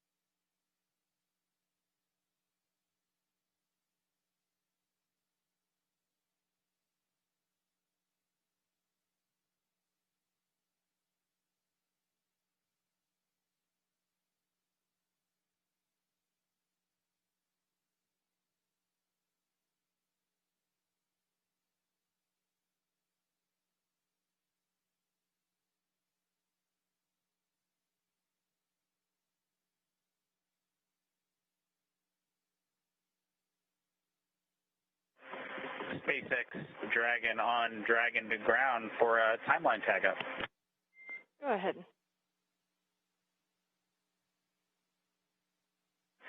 Yeah, Anna, we're managing the collection of the used water bottles and other items as well as our meal, and just looking to understand a little bit better how closely we're to hatch opening or another timeline milestone. We're kind of running to the end of the tablet here with meal 5 that started about, 25 minutes ago or so, and so just wanting to understand how much time we've got in front of us. In Dragon SpaceX, we estimate we are about an hour to Dragon hatch opening.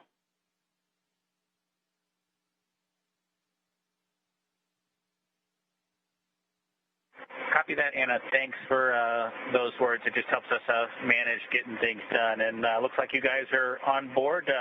Welcome aboard, I guess, the integrated space station now, huh? Indeed. Thank you so much. We're excited to be here.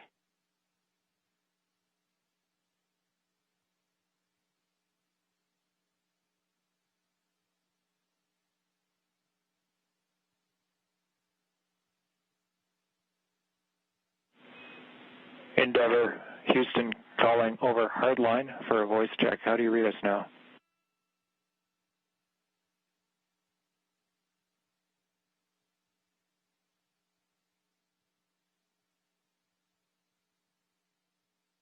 Houston or station from Endeavour. I'm not sure the location of that last call, but still quite a bit of skipping and unreadable.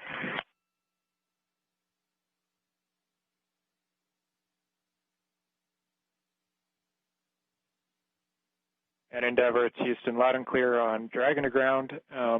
We heard your response, so we're in the same situation. We're hearing you, you're not hearing us. We have one more troubleshooting item that we're going to put in work now, so we'll give that a try and then maybe call it for the day. We'll let you know.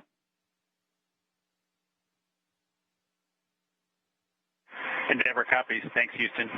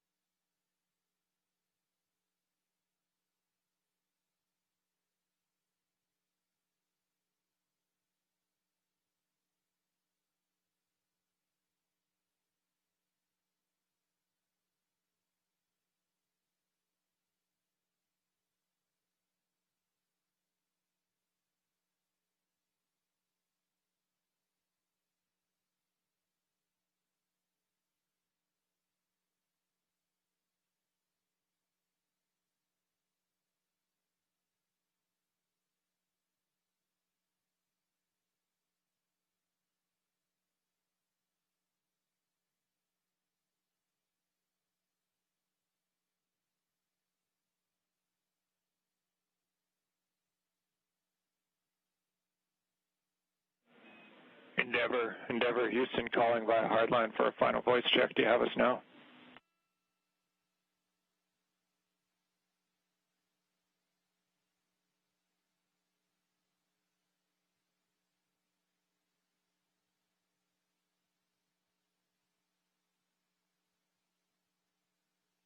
Houston, Dragon on the big loop. That was an improvement, but it's still completely unreadable.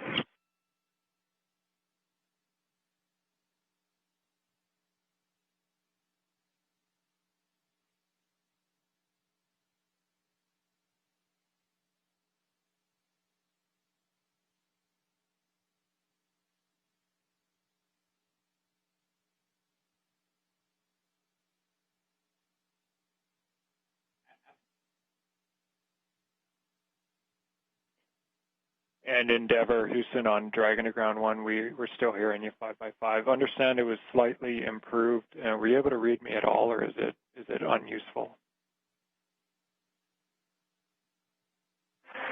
Yeah, it was a slight improvement, but it's still unintelligible, almost every word. There was maybe one word that you could have sort of figured out, but that was about it. Okay, thank you for the feedback. First time, obviously, and we think we're running into some interference issues, but we'll continue to take a look. We copy. Thanks.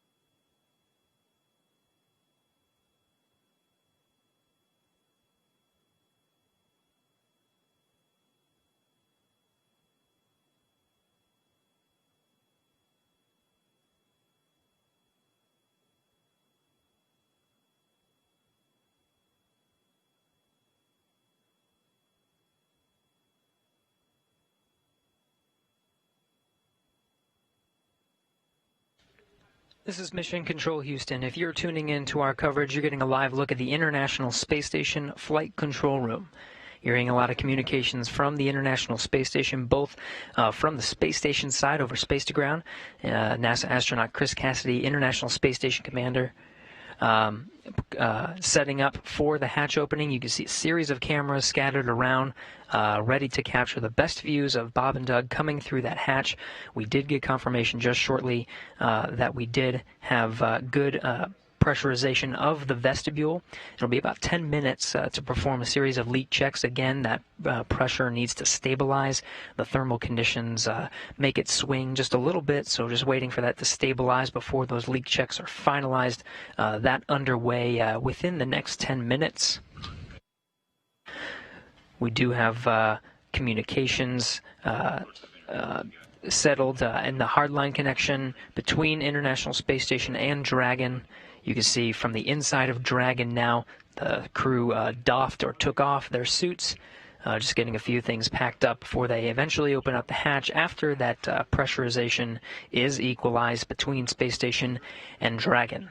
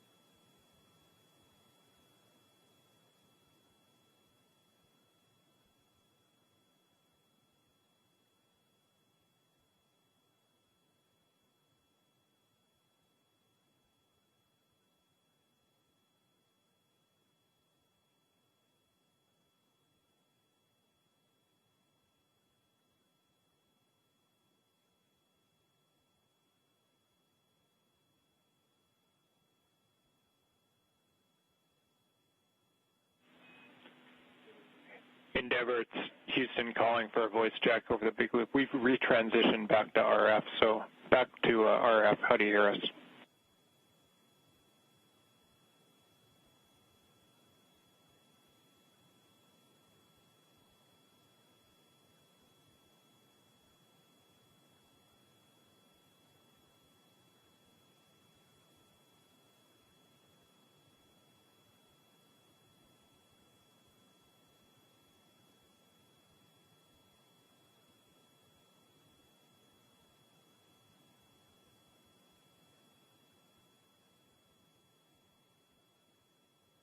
Houston Dragon on the big loop. Was that comm check for us? Yeah, affirmative, Endeavour. It's Houston. We transitioned back to RF because we still had the interference over hardline. So we're back on RF now and just want to make sure we had you.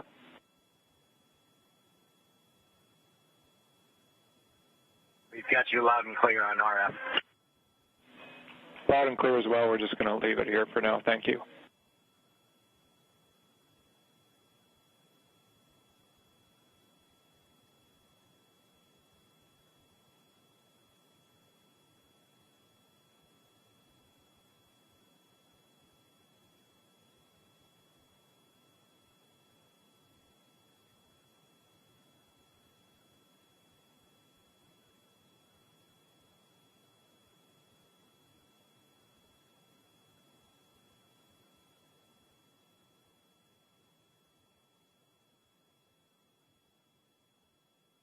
Here's a live look from inside the Crew Dragon. You're seeing Bob Behnken and Doug Hurley just preparing the inside of Dragon. They have doffed or taken off their suits.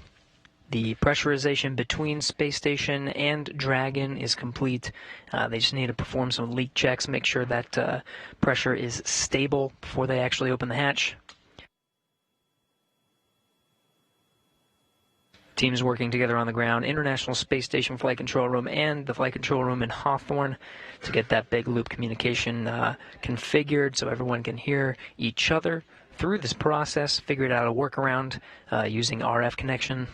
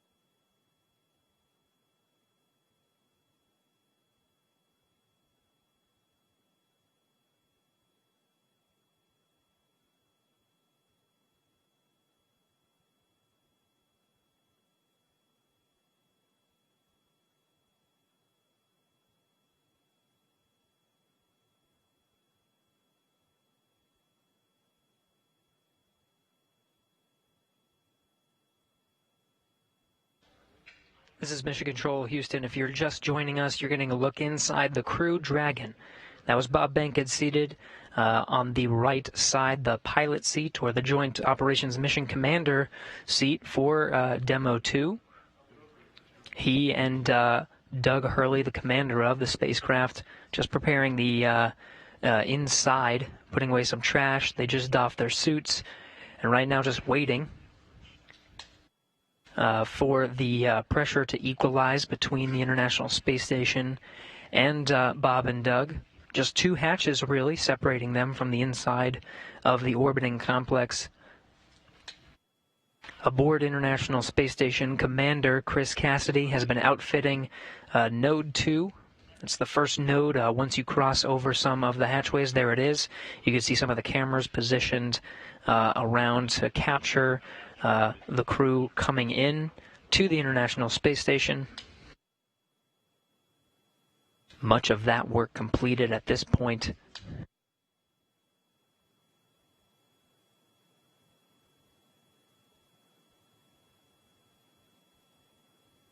Really, at this point, just waiting for good leak checks between Station and Dragon.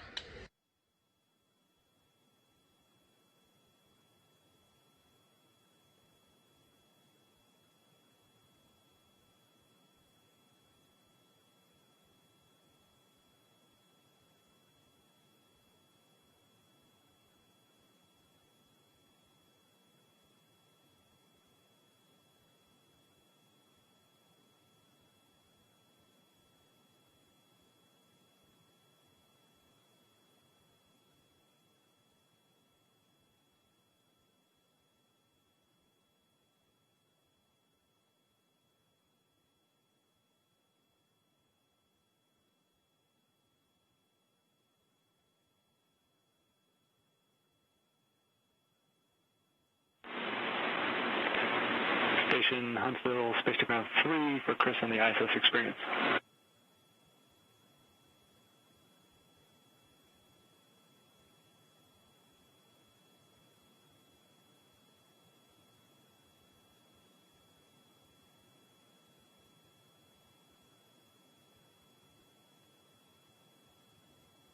Head on 3.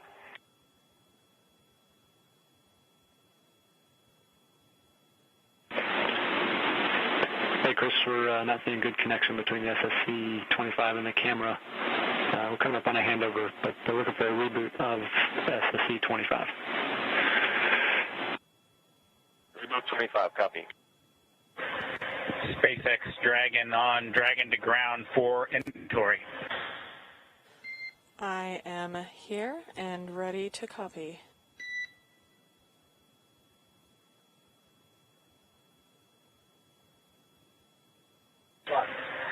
Okay, Anna, we'll start with location 9 from bag 203. We removed 3 water bottles. Copy. 3 bottles removed from bag 203.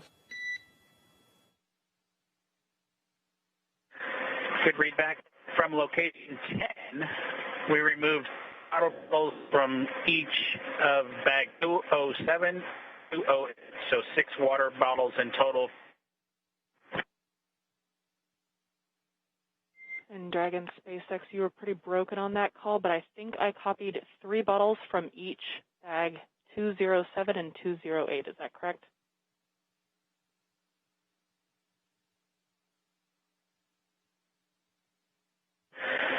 That is a good readback, Anna. I copy.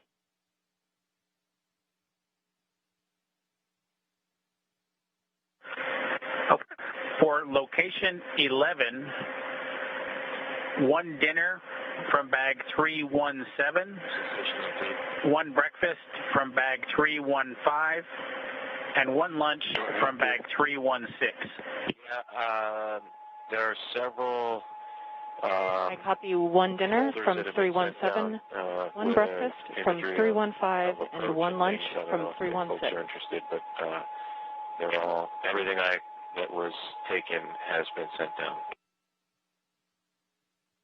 That's a good readback. And location 12, 1 dinner from bag 321, 1 breakfast from bag 319, and 1 lunch from bag 320. I copy 1 dinner from 321, 1 breakfast from 319, 1 lunch from 310. And am I correct to conclude all of this includes your consumption from the lunch that you just completed?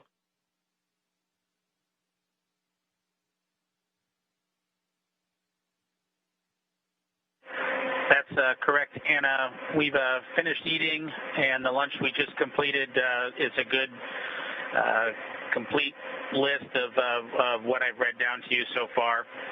The only thing we have remaining is the flush of the waste system here, and we'll do that with a water bottle and report when we do that a little bit later.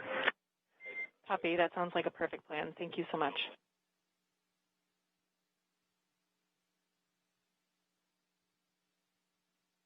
Okay, with that, that's the extent of our inventory. All else is per the packing plan. Copy all else from per the packing plan.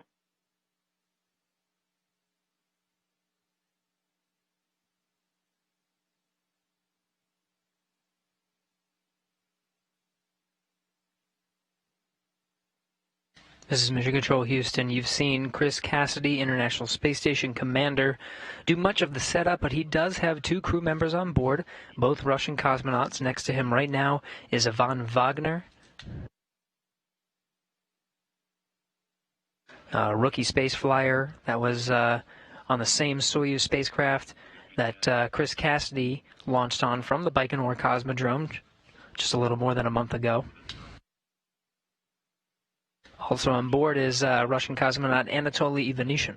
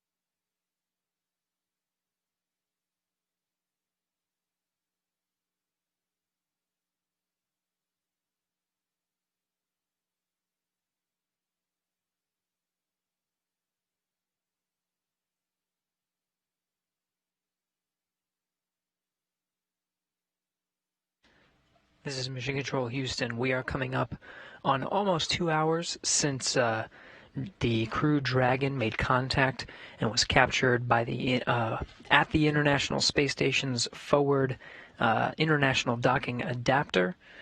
That happened at 9:16 a.m. Central, 10:16 a.m. Eastern. Still working through some of those milestones, equalizing the pressure between Dragon and International Space Station, verifying some of the communications, and of course you see Bob Behnken and Doug Hurley inside, continuing to prepare the inside of their vessel before they make their way inside the orbiting complex.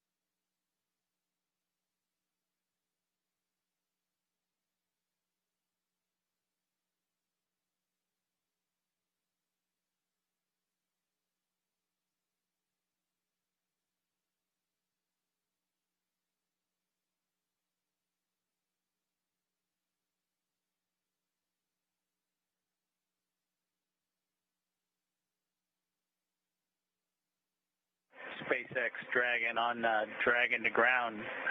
Mind taking the cameras down for just a few minutes here? We will put that in work and let you know when it's done.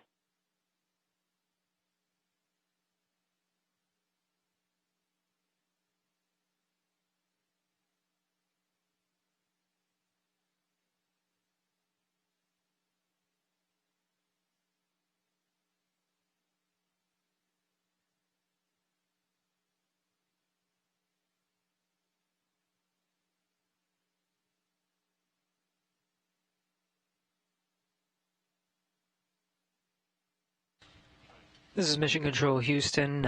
You heard the call from Bob Behnken, Joint Operations Mission Commander of the Demo 2 mission, taking down some of those video feeds. We're still waiting for some of those milestones to pass before actually opening the hatch. The Dragon crew continuing to get themselves ready before opening the hatch. Chris Cassidy on the other side, just preparing some of the camera views, making sure everything's set there, done even a little bit ahead of time. We do have confirmation that there is a good data connection path between Dragon and the International Space Station. Some of those checks underway next.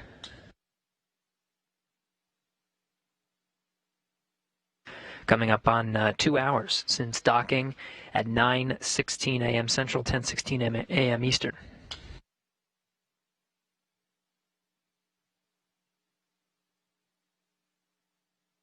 Space Station on 3.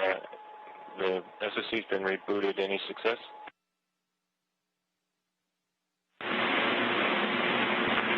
Hey, Chris, we see good connection between the SSC and the camera, and we're just performing the calibration now. We'll start recording shortly. Thanks for your help. Yeah, no problem. Happy to help. Dragon SpaceX, we have gone exterior with the cameras.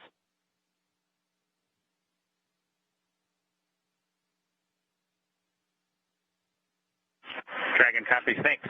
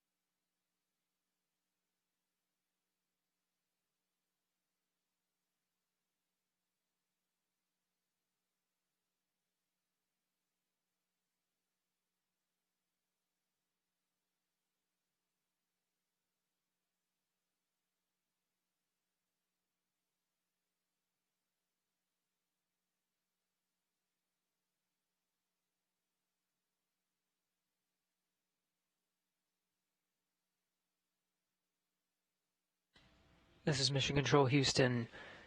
Again, you're getting a look at the inside of the International Space Station. That's NASA astronaut Chris Cassidy, commander of Expedition 63.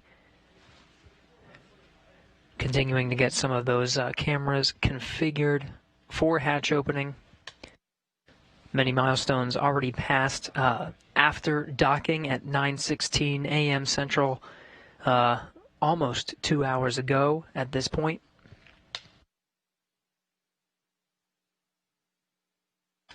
At the time of docking, the International Space Station was on Russian thrusters. After contact and capture, was moved over to control moment gyro, stabilization and attitude control. Now back to its standard configuration of thrusters and control moment gyros. After an umbilical connecting Dragon to the International Space Station was established, we did get confirmation of good power flowing from the International Space Station to Dragon. Dragon now relying on station power. We did get confirmation of good data transmission. And of course, the teams here on the ground, both here in Houston and in Hawthorne, troubleshooting some of the communication to make sure that is ready to go prior to hatch opening. Pressurization between International Space Station and Dragon brought up to the same pressure, 14.7, the same we would find here on Earth. Leak checks are next to confirm the pressure is stabilized between the two vehicles. You see the hatch just on the other side of Chris Cassidy there. That's the hatch to the pressurized mating adapter. There's two more hatches once you go down that hatchway. One is to the International Docking Adapter, and the other is the hatch of Dragon itself.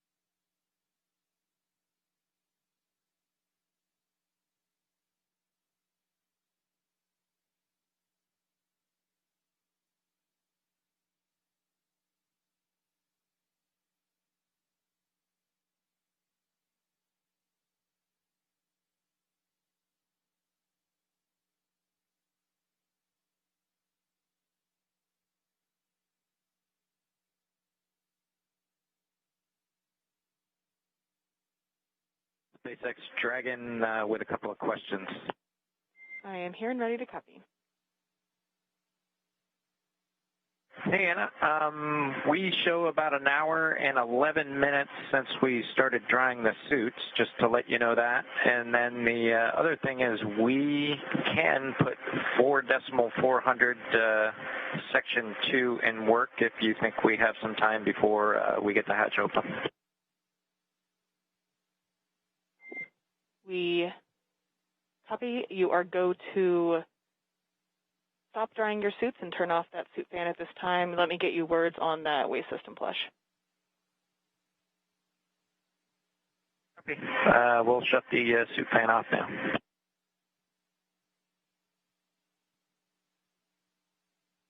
In Dragon SpaceX, we are about a half hour prior to hatch open, so you are go to do that waste system flush if that sounds good to you at this time.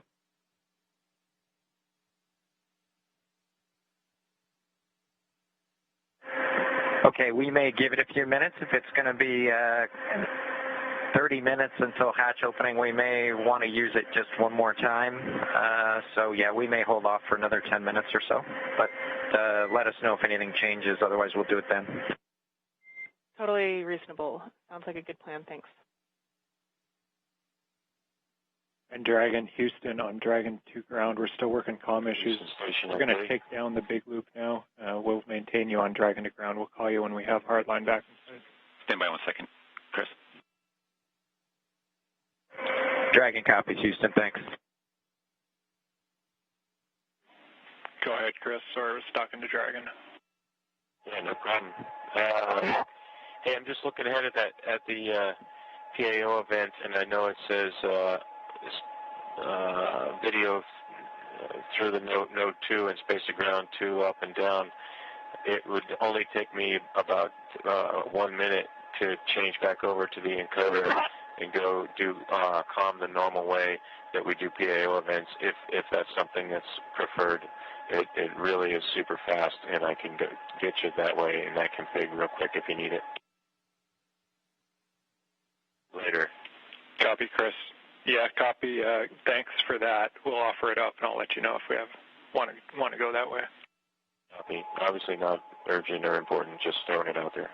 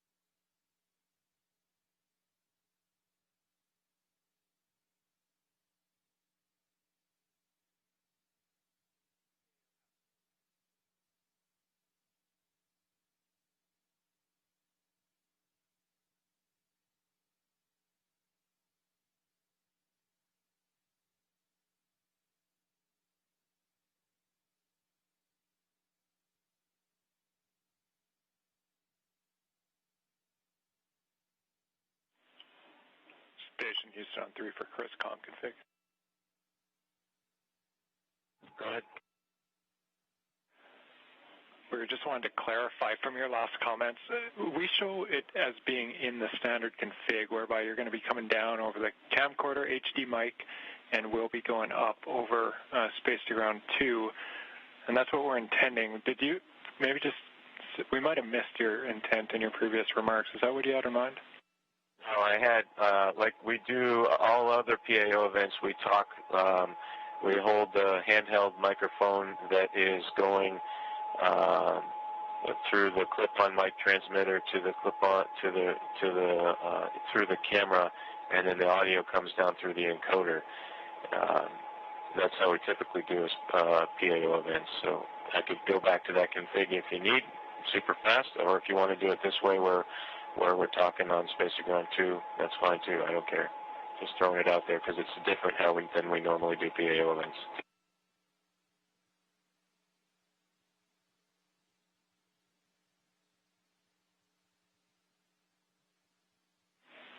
Semi.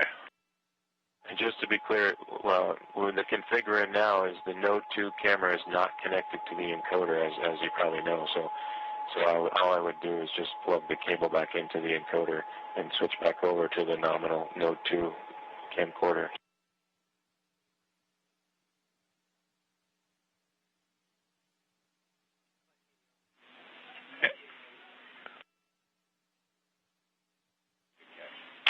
And Chris, that is clear. The camera needs to be plugged into the encoder. So what you're saying is what we need. We don't know where it got swapped up, but the camera should definitely be plugged into the encoder, and audio is coming down via that encoder.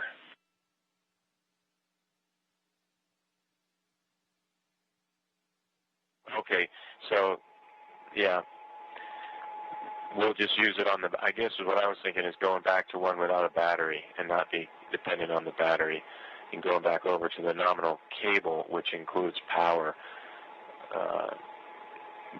I just get a little leery about relying on these batteries. Gabby, we have Photo TV online, so we're talking to them on the phone right now. Stand by one.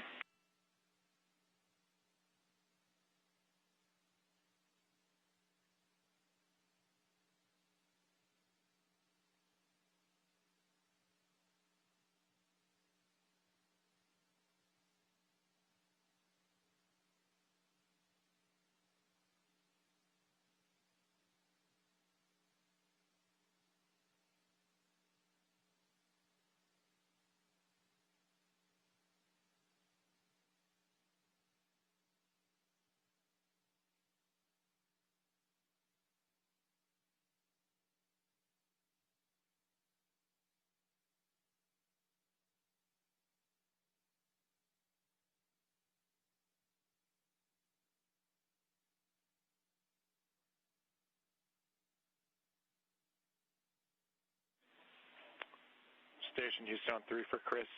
Microphone and the free float camera both connected to the encoder. Does that clear it up?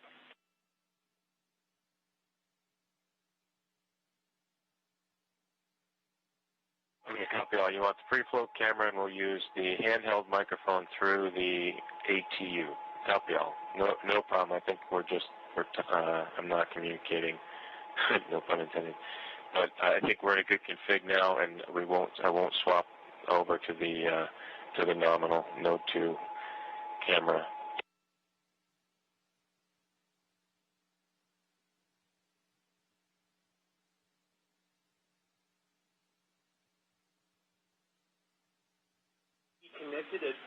Down by Chris.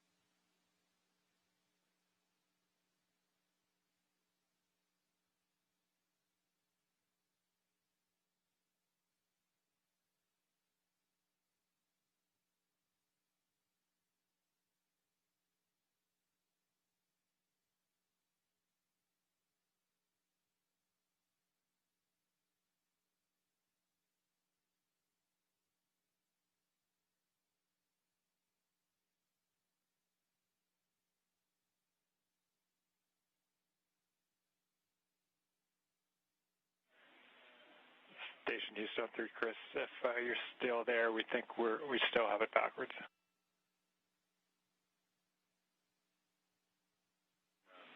So I see you look. Yeah, I see in the video now. So we still have PAO on the line. Sorry for the confusion, but I think this much is clear. This morning, we moved cameras, we swapped the cameras that were connected to the encoder. What we want now, we're getting video from the free float camera through the encoder, so that's good. We're seeing it right now. What we need, just relaying here, is your lapel mic. That has to go through that new free float camera, so that your mic connects to the free float camera, and then that audio comes down through the encoder. Does that make sense?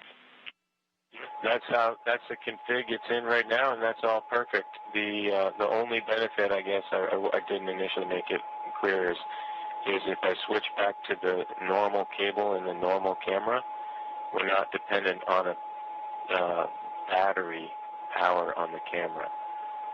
I just am worried that throughout this whole event, we're gonna that all of a sudden the battery's gonna go out. I go back to the normal. SpaceX Dragon on Dragon to ground. Report complete with 4.012. The benefit to this free float camera is I can take the 50.012 and get all the way into the Dragon, which I don't think we could do with the other cable. So my thought was, after we do all of the ingress stuff and we switch gears to the PAO ceremony when we're standing right in front of the hatch, we could have actual power to the camera. But it's really no big deal. What I'll do is I have got a couple batteries on standby, and I'll just make sure there's a fresh battery right before we start that PAO event.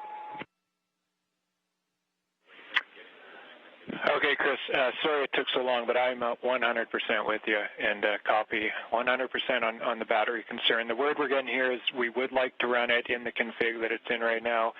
We copy all on the battery config. Great idea to have a few spares nearby, but we think it's going to last throughout the whole event. Okay, copy all.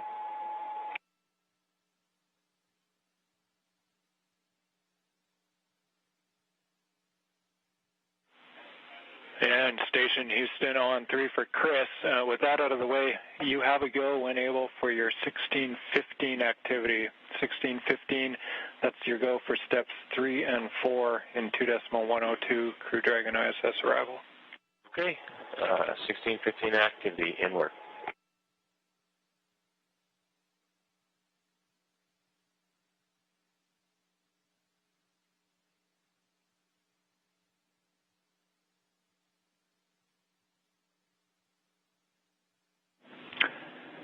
Endeavour, Houston calling on hardline for a voice check.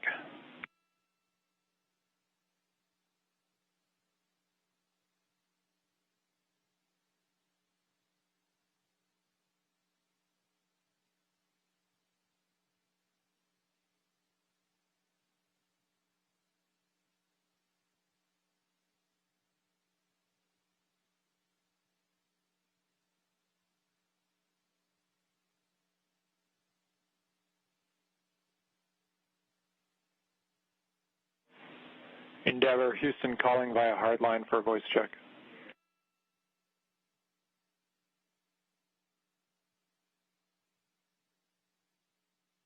Loud and clear, how was? Hey, Endeavour, Houston, we have you loud and clear on hardline. Great news. Well, congrats. Sounds like we got it at least somewhat sorted out. Affirmative, concur. We think we might have found it, interference between C2, V2 and the hardline system, but we're going to keep it here for now and proceed down the timeline. Never copies.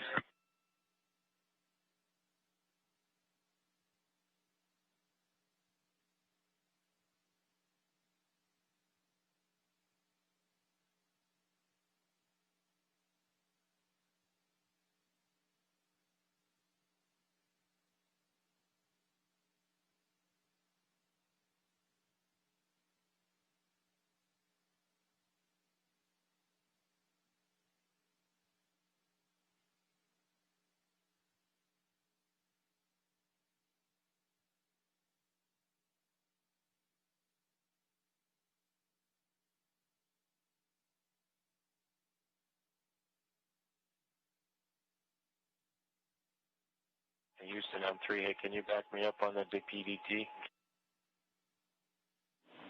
Will do, we're checking.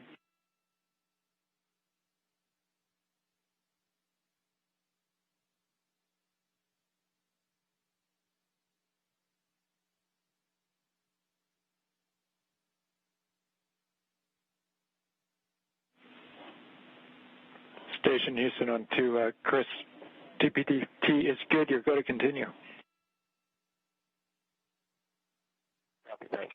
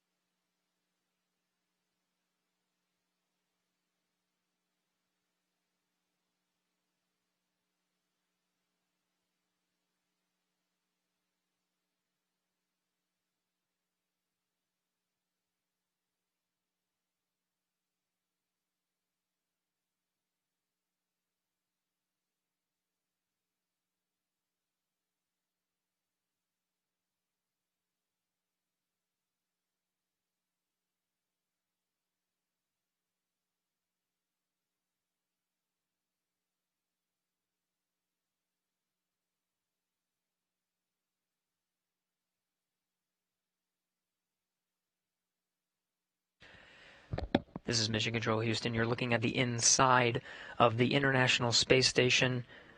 What you were hearing before were just some of the audio and video checks, just making sure that everything's synced up so that we get the best views and the best audio possible for when Bob Behnken and Doug Hurley come through that hatch.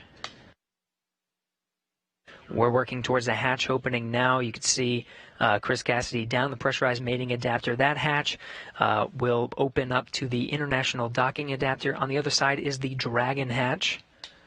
Cassidy working through those procedures after pressure equalization was complete.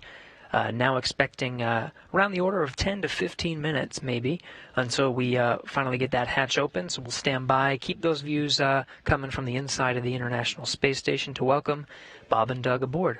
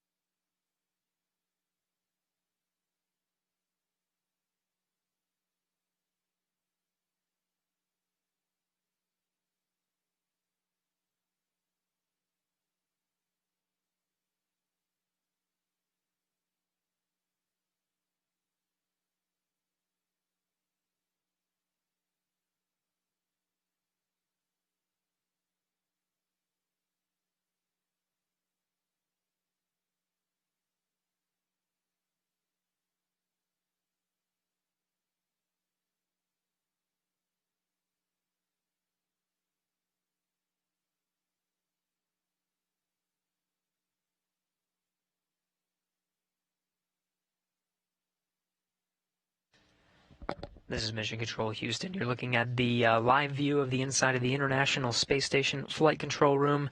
The team here, Orbit 2 team, led by Flight Director Scoville, is working through the intricate process of making sure everything is ready to open the hatch and welcome Bob Behnken and Doug Hurley aboard the International Space Station. It's been a journey so far to get to this point. More than 2 hours ago, made contact and capture with the International Space Station was the Dragon vehicle, the Crew Dragon vehicle, with Bob Behnken and Doug Hurley aboard, 9:16 a.m. Central, 10:16 a.m. Eastern. Dragon FM voice check. How do you read me? Counting. 1 2 1. 30-minute timer that you gave us a little bit earlier. 1 2 4. 1 2 5. Here, and then give you go to come back on board.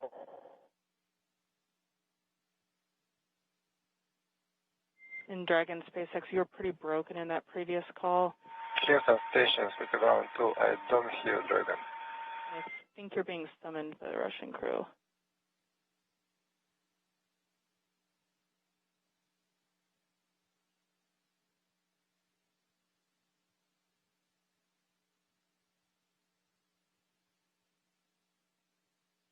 In Dragon SpaceX, I was told to proceed with you. Can you please repeat your last?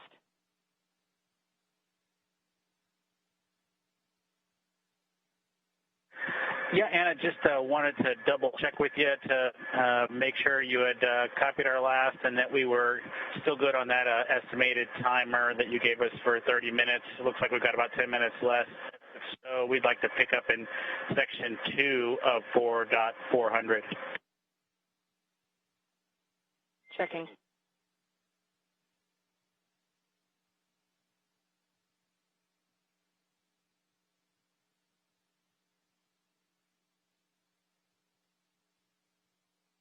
This is Mission Control Houston. Chris Cassidy opens the hatch to the International Docking Adapter, 11:37 a.m. Central Time.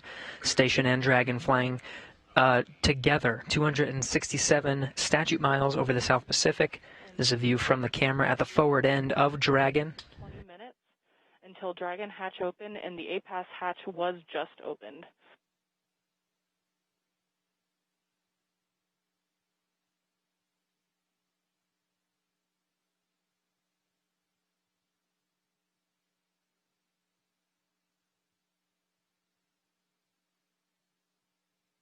Again, 11:37 a.m. Central.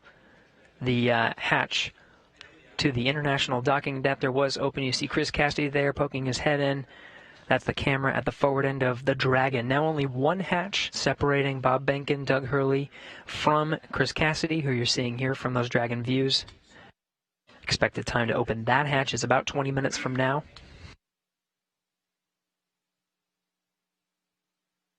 We'll report that time to you and expect to do a welcome ceremony at 12:15 a.m. Central Time, 1:15 p.m. Eastern. That'll welcome Bob Behnken and Doug Hurley aboard the International Space Station as part of the Expedition 63 crew.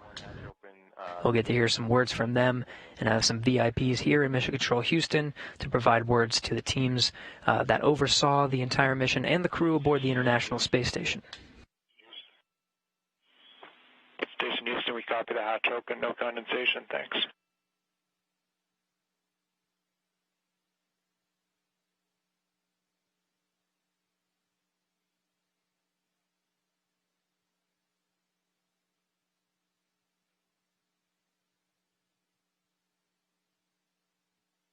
Dragon SpaceX on Dragon to ground, comm check.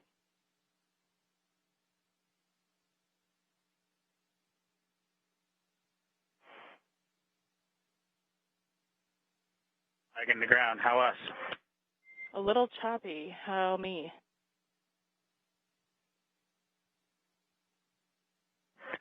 You are loud and clear. We'll put section 2 of 4.400 in work. We copy all, thank you, and please give Anatoly a call on Big Loop.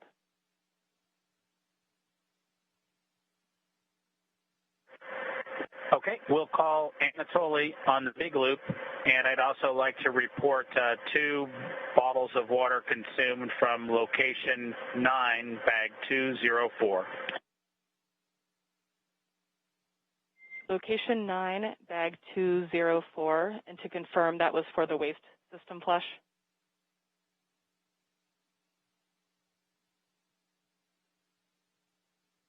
1 for the waste system.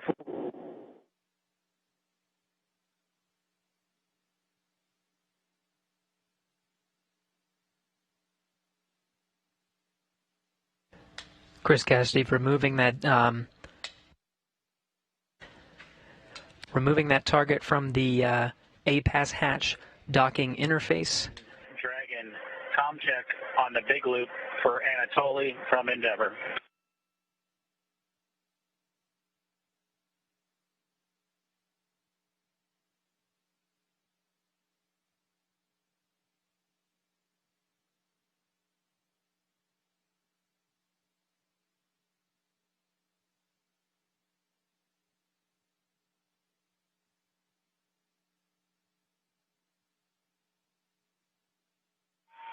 Dragon FM, voice check. How do you read me? Counting. 1 to 1, 1 to 2, 1 to 3, 1 to 4, 1 to 5. Anatoly, Endeavour has you loud and clear. How copy? Copy, Houston. They have me loud and clear. Good to hear your voice.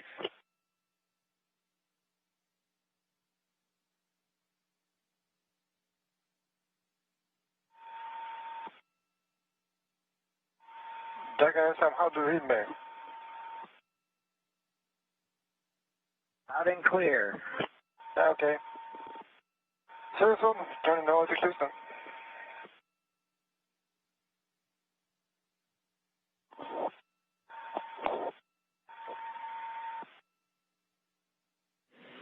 And all players from Houston, that completes the comm checks. Thank you.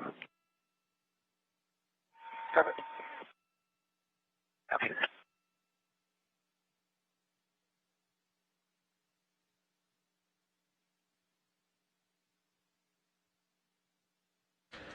This is Mission Control Houston. Those comm checks within the International Space Station between the Dragon crew, Chris Cassidy, and on the other side of the International Space Station, the Russian segment, Russian cosmonaut Anatoly Ivanishin completing those voice checks.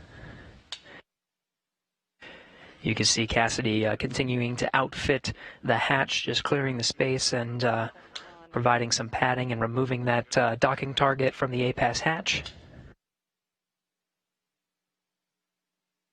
SpaceX Dragon, go ahead and Dragon to ground. So I copy that the waste system flush is in work and 2 more bags were consumed from location 9, bag 204, and that includes the water used for the waste system flush. Is that all correct?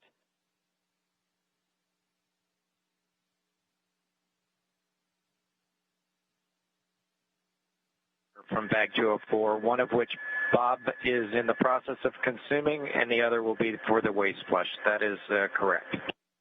Perfect. Thanks for clarifying. And secondly, do we have your permission to come back on board with video? Negative. We're going to need about 2 minutes. We're just wrapping up ops here right now. Copy. 2 more minutes. We will await your confirmation.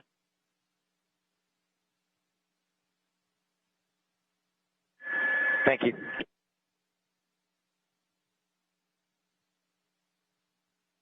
Still getting views from the infrared camera that's located right at the center of the Dragon hatch, looking at Chris Cassidy, International Space Station Commander, outfitting that hatch, getting ready for Bob and Doug to arrive. You're hearing communications over Dragon to ground. That was Bob Behnken and Doug Hurley on the other side of that hatch, inside the crew Dragon vehicle, finishing up their operations on the inside for that hatch opening, expected in about 10 to 15 minutes.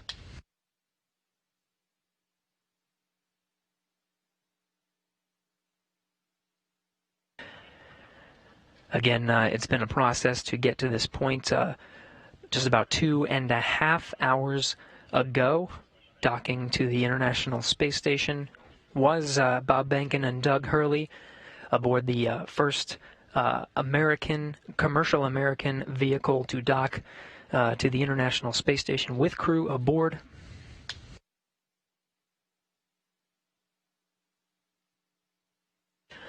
Again, we're expecting about 10 to 15 minutes to open up that hatch One more hatch separating Bob Behnken and Doug Hurley from the inside of the International Space Station. Still looking at Cassidy doing some of the prep work for that hatch.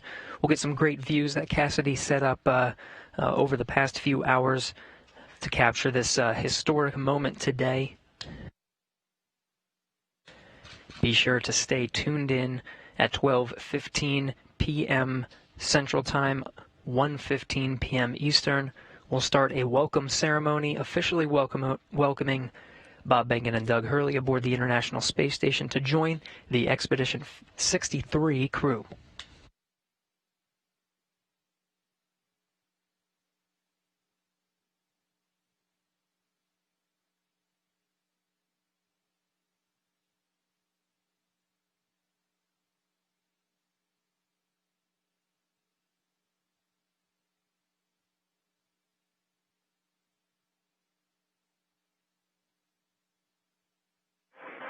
SpaceX Dragon on Dragon to ground. Go ahead.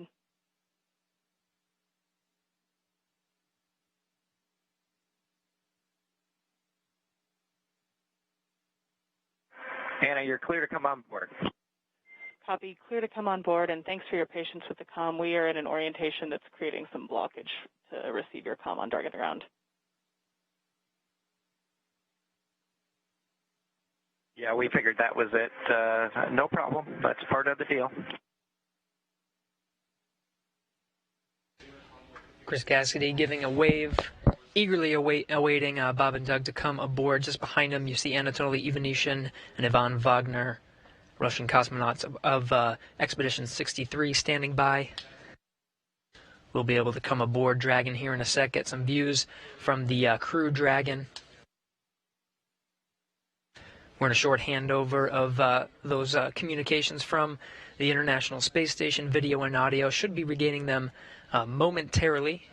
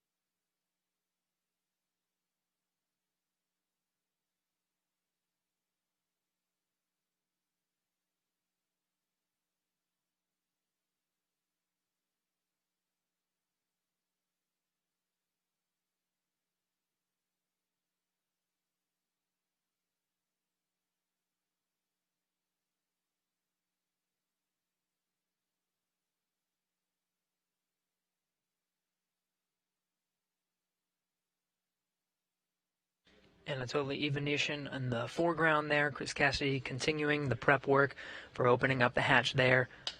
Again, the pressurized mating adapter hatch you see there in the foreground is open. The APAS hatch to the International Docking Adapter is open. Just one more, and that's the hatch of Dragon, the Crew Dragon vehicle.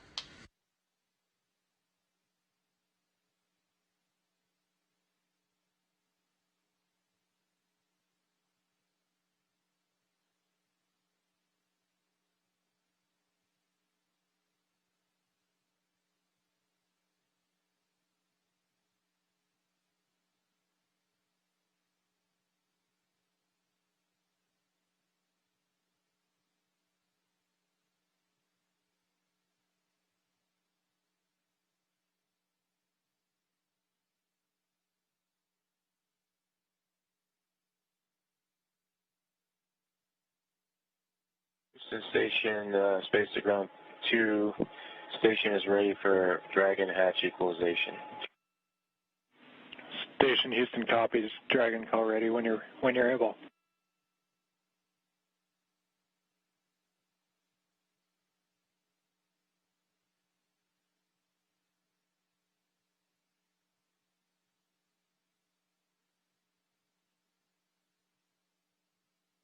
Houston, Dragon, go ahead. And Dragon, Houston, just looking to confirm that you're ready for hatch equalization.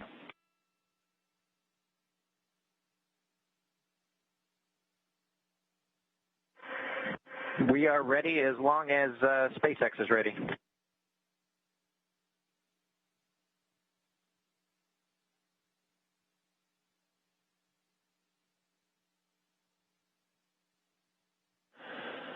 Okay, station and Endeavour, stand by for equalization. We're putting it in work. Expected equalization time, 4 minutes.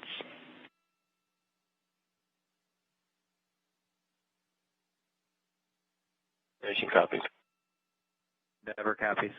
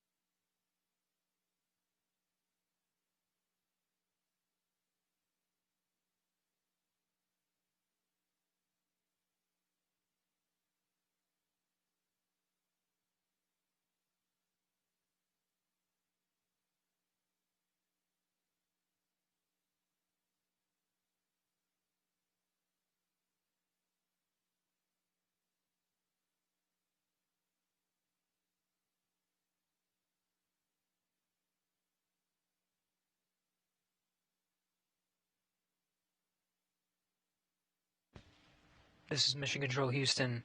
We're continuing to equalize the pressure of that last hatch. Behind that hatch is Bob Behnken and Doug Hurley aboard the Crew Dragon spacecraft. We are moments away from opening the hatch and welcoming them aboard the International Space Station.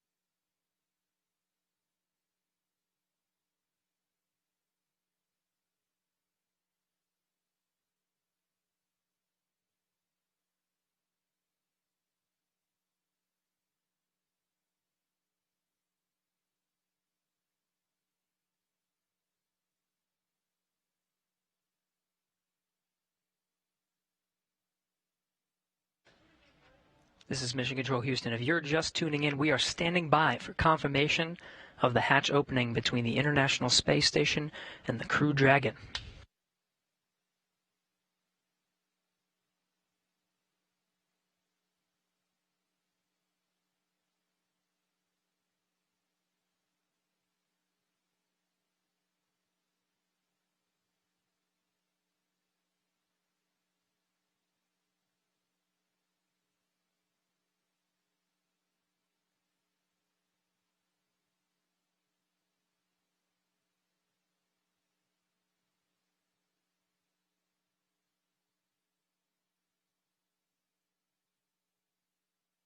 There's the hatch to the Crew Dragon. Seeing Doug Hurley through the glass on the other side.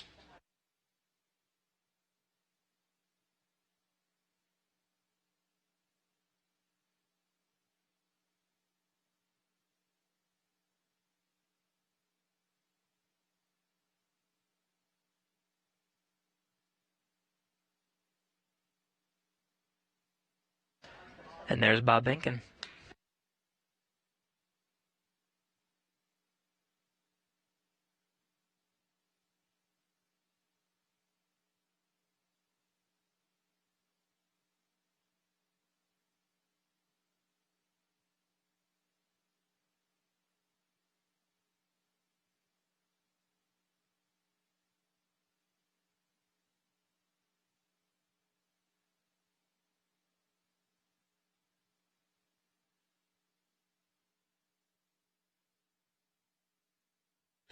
Still equalizing that pressure between the Crew Dragon and International Space Station, just moments away.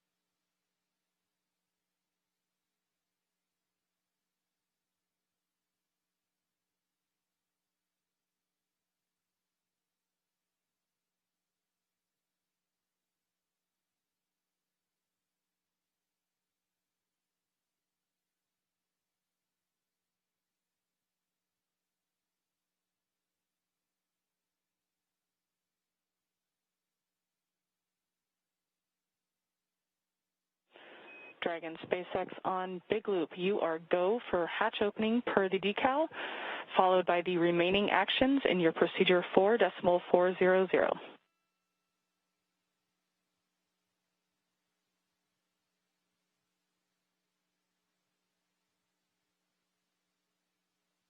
Dragon copies. Go for hatch opening and remaining steps in 4.400.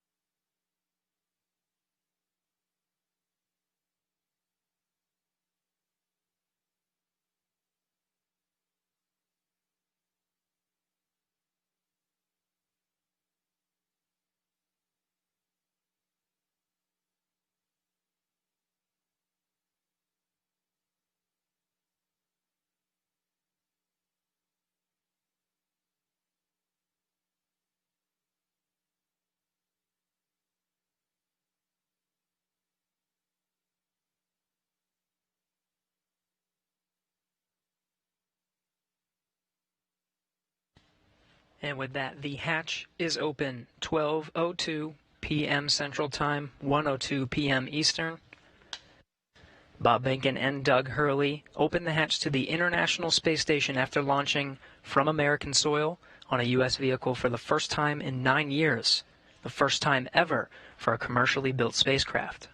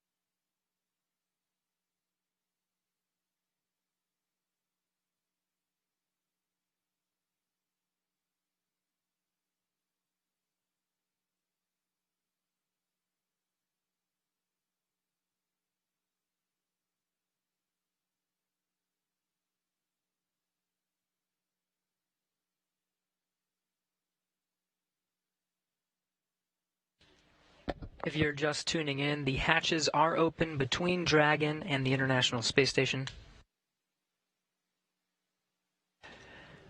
International Space Station Commander Chris Cassidy now talking with Doug Hurley and Bob Behnken aboard the Crew Dragon spacecraft. That hatch open at 12:02 p.m. Central, 1:02 p.m. Eastern.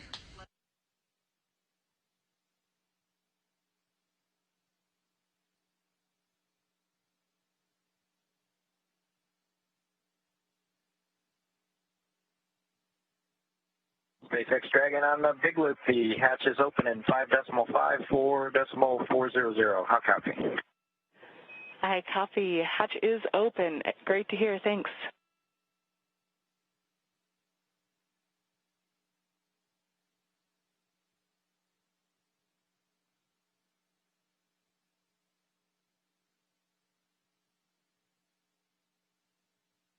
And SpaceX Dragon in 5.9, we're going to exit out of 4.400 and transition to 2.102 Crew Dragon ISS arrival through the hatch opening. I copy. With that, I understand you are complete with 4.400 and will follow along with you as you transition to the ISS procedure.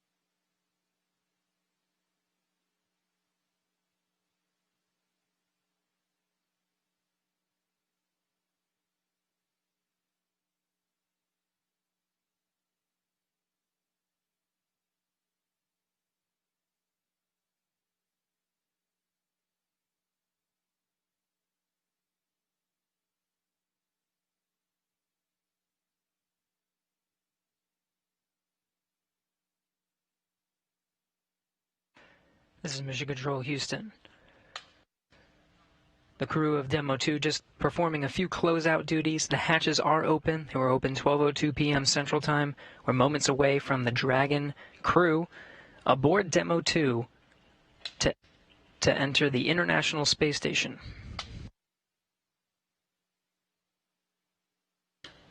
It'll be the first time that Americans will enter the International Space Station on a rocket launched from U.S. soil, built by an American company. The first time ever Americans will enter from a commercially built spacecraft.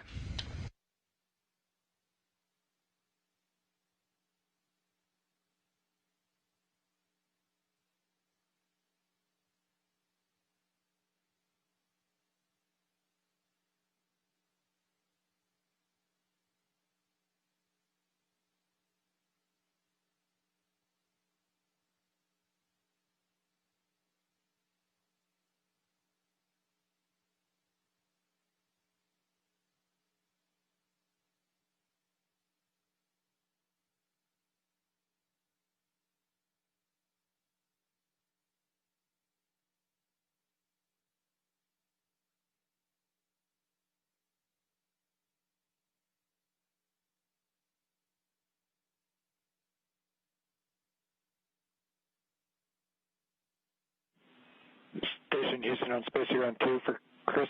When you're able, we're just looking for a quick voice check on the mic.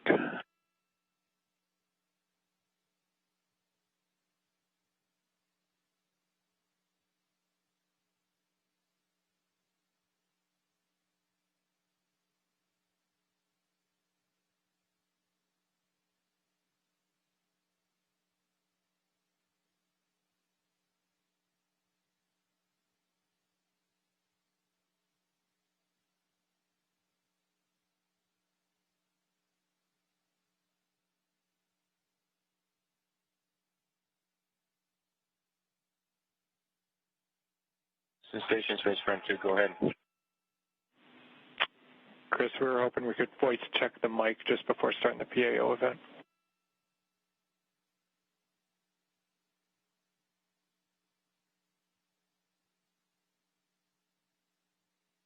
Okay, copy that.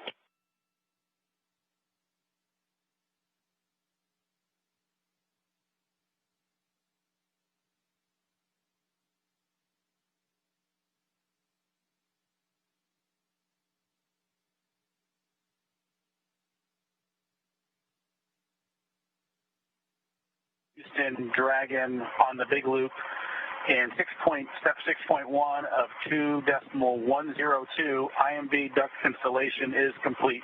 Go for IMB fan activation. Houston copies, go for IMB fan activation. That's in work.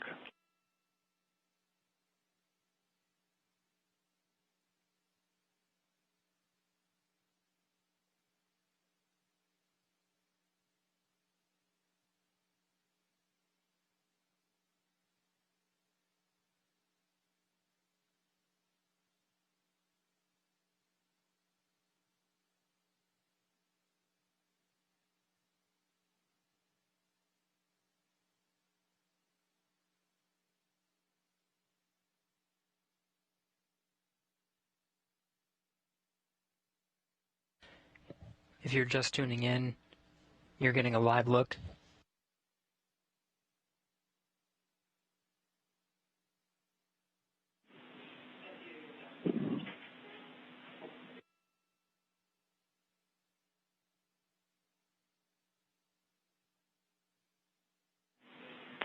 Station Houston on two things. Chris, we did hear you over the PAO side of things. That was a good voice check. We might ask you for one more. And then for the Dragon crew, you also have a go for 6.3. That's opening the location 23 and checking for debris. Dragon copies 6.3 in work.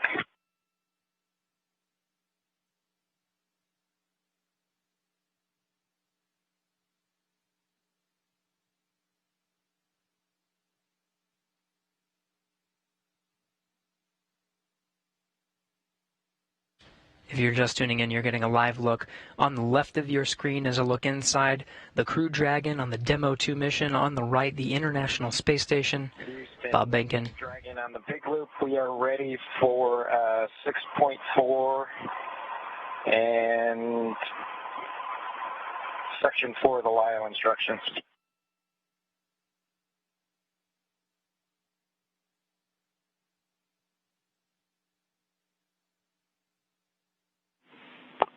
And station, we copy. Dragon crew, you are go at 6.4. In work.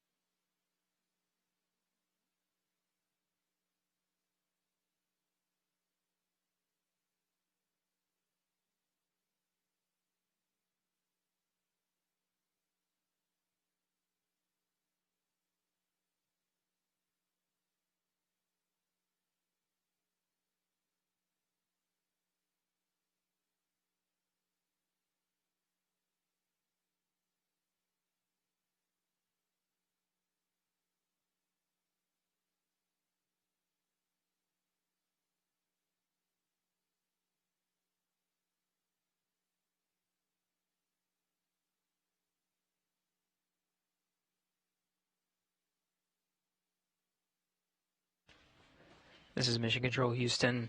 You're getting a live look at the inside of the International Space Station, losing video communication from the International Space Station. It will only be momentary. We'll have those views back to see Bob Behnken and Doug Hurley enter the International Space Station.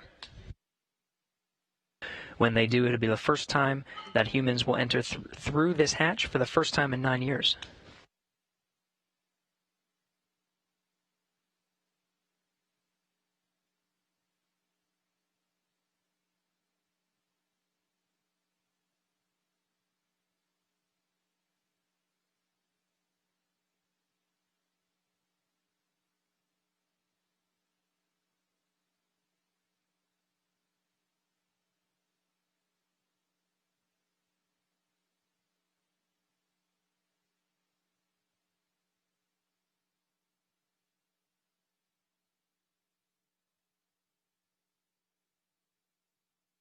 Dragon, so we had to load the procedure from my iPad and hand it in to them, so that's what took a little longer.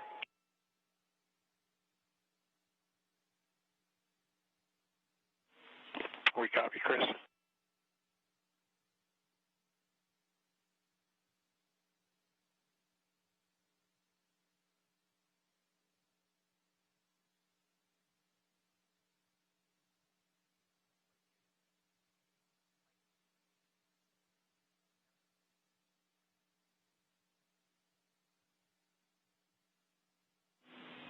Station Houston on 2 for Chris. When convenient, PO requests an additional voice check through the mic.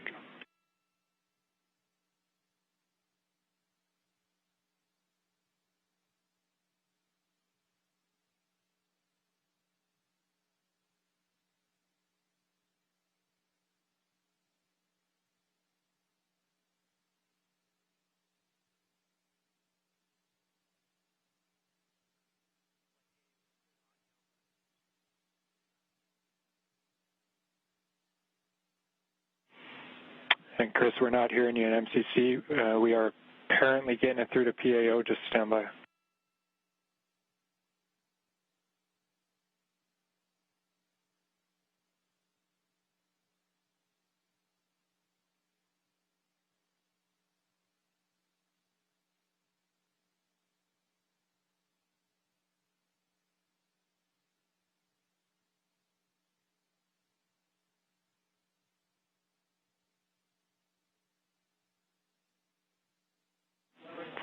Chris, PAO is working comm reconfig. I'll call you if we're ready for another check.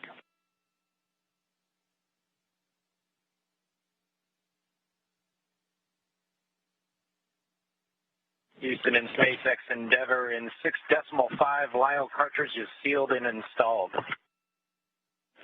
SpaceX copies.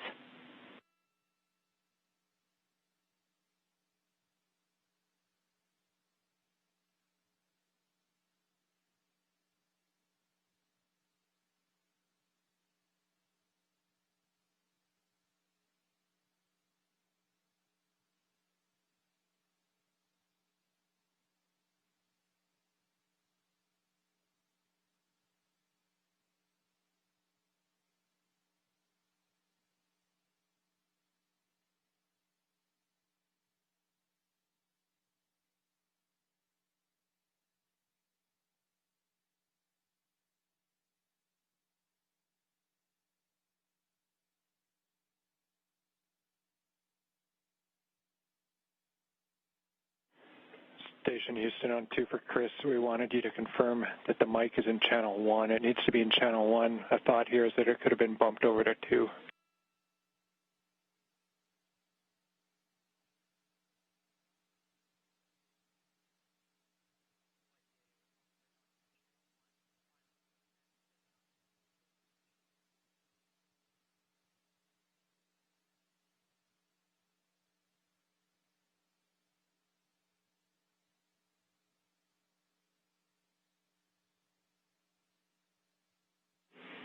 And Chris, we see you trying. We're still not hearing you in MCC. We're working on it.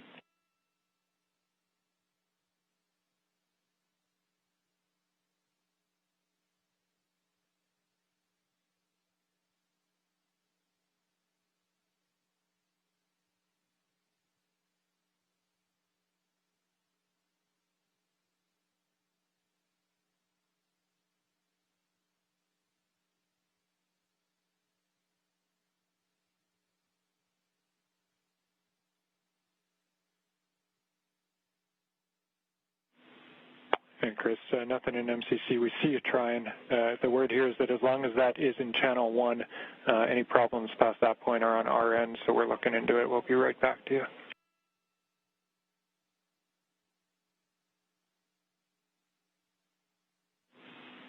Station Houston, we're ready for another voice check through the mic.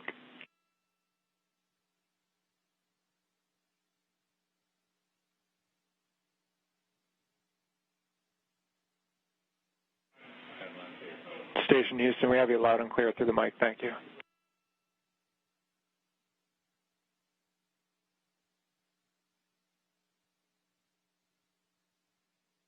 SpaceX Dragon on the big loop in 7.1. SpaceX here.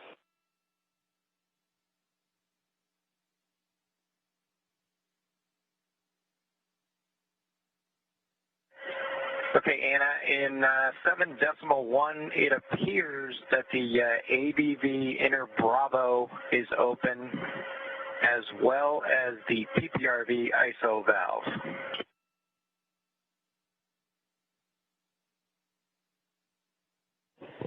I copy that AVV inner Bravo appears to be open, as well as PPRV ISO valve.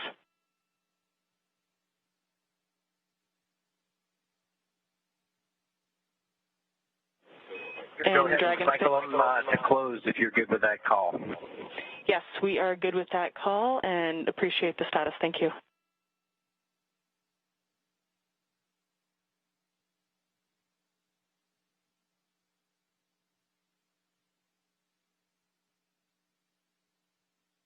This is Mission Control Houston. If you're just tuning in, hatches were open at 12:02 p.m. Central Time. We are moments away from Bob Behnken and Doug Hurley entering the International Space Station.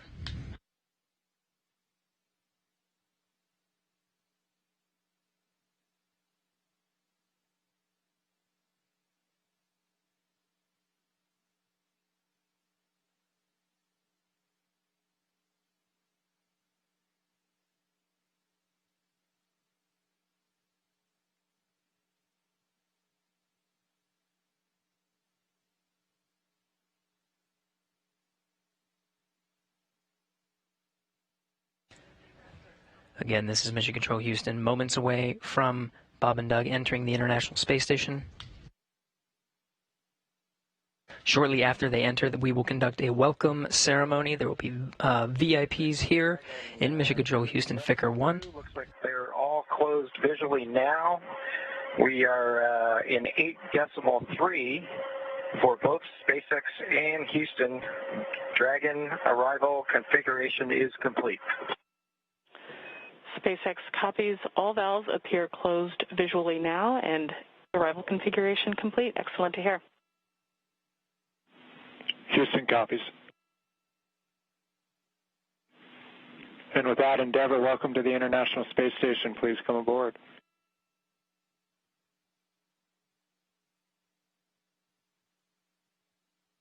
Endeavour copies with pleasure. We'll be there in a second.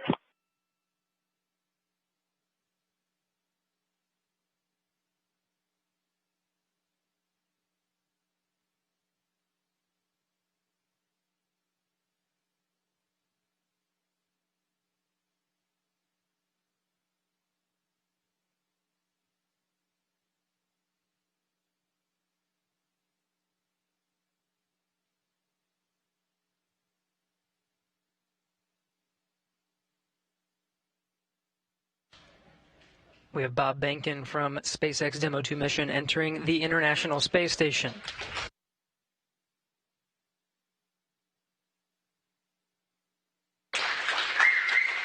Followed by Doug Hurley.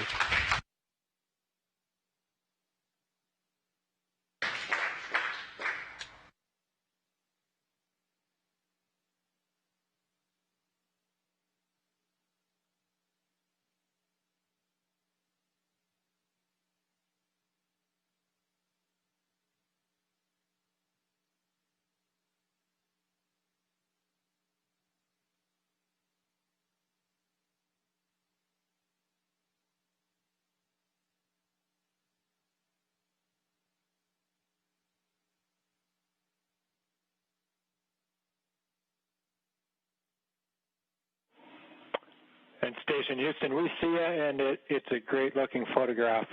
So thanks for that. Stand by one. We'll call you when we're ready for the event in the next few seconds.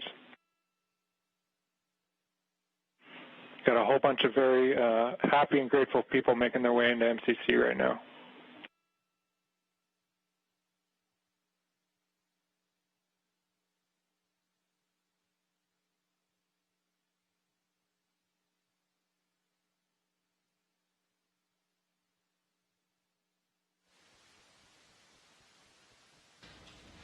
Demo 2 crew now aboard the International Space Station. They entered at 12:22 p.m. Central Time.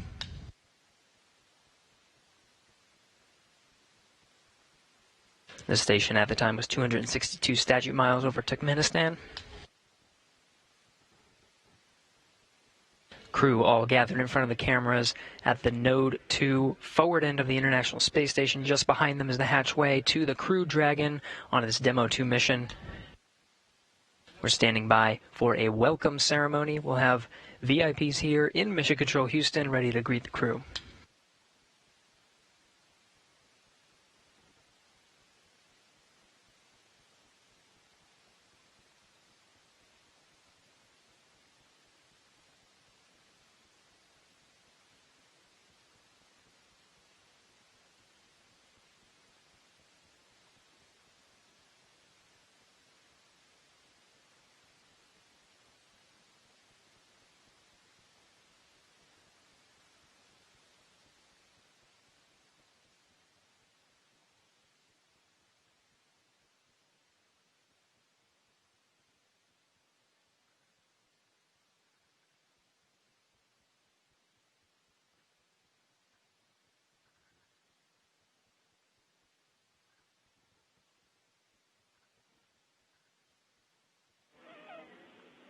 And Station, we're just about ready. Stand by. All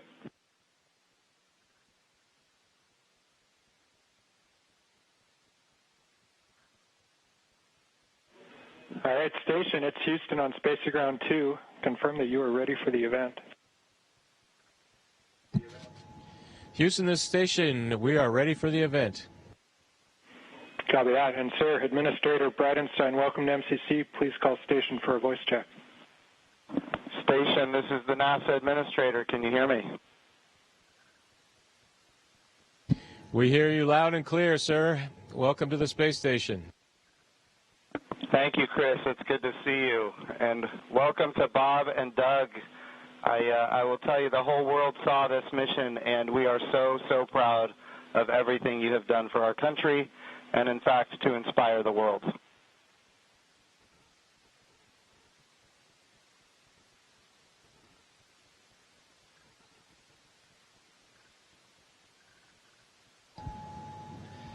We sure appreciate that, sir. It's obviously been our honor to be just a small part of this. We have to give credit to SpaceX, the Commercial Crew Program, and, of course, NASA. It's great to get the United States back in the crewed launch business, and we're just really glad to be on board this magnificent complex. Well, we have some VIPs with us here, and I'm sure they have some questions that they'd like to ask you, but I have one of my own before I turn it over. And I just wanted to find out if you guys got any sleep on your way up there the last, I'd say, I get 19 hours. Did you guys get any sleep?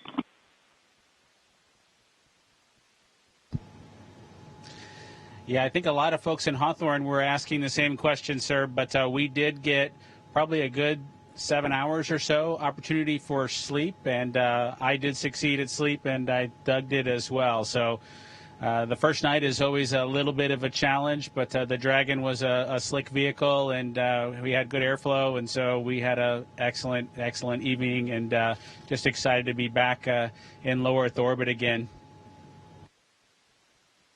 Amazing. Well, one of the people that is here with us today is Senator Ted Cruz, and of course he's a huge advocate of America's space program, and he's been somebody who has helped us so much as we transition from one administration to the next administration. And the reason missions like this can have success is because of continuity of purpose. And Senator Ted Cruz was a leader on a bill called the the NASA Transition Authorization Act. And because of that, we have had a lot of political support, and we're very grateful for his leadership. Senator Cruz, would you like to say a few words? Well, congratulations, gentlemen. The eyes of the world are upon you, and everyone is proud of you. All of America is watching you, and today and yesterday represent big, big days. We're looking at a decade since we've had American astronauts launched on an American ship from American soil. And I can tell you I sat with my wife and kids in our living room watching on TV yesterday, and I suspect we did what just about everyone watching did, including both of you, which is held our breath as it took off. And we're glad to see you've landed safely. We're glad to see you've docked. And so let me ask you, that Dragon is an amazing vehicle. How does she handle?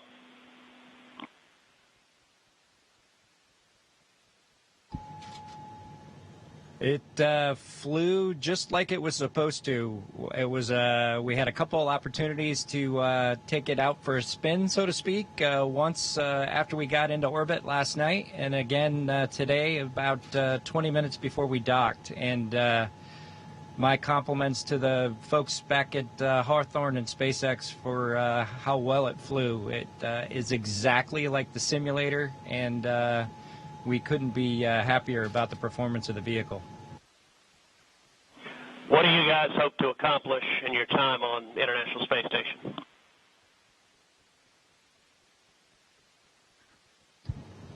Well, while we're on board the space station, of course, with the new spacecraft, we do hope to put her through her paces, and so the good ship Endeavour is going to get a lot of checkout over the next week or two here, and hopefully we'll be able to declare her operational, and Doug and I will be able to take some burden off of Chris and his crewmates, Ivan and Anatoly, so that we can keep the space station operating at its peak possibilities. So we're looking forward to contributing any way that we can, and like I said, trying to keep space station as productive as possible.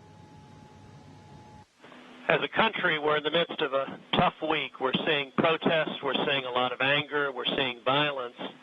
And I have to say this launch and y'all's docking is a powerful inspiration of what we can do when we come together, of the power of unity, the power of ingenuity. And so I guess the last question I would ask you is since you have the opportunity to address, in particular, all the young people in America, what would you tell them in terms of what we can do when we can come together?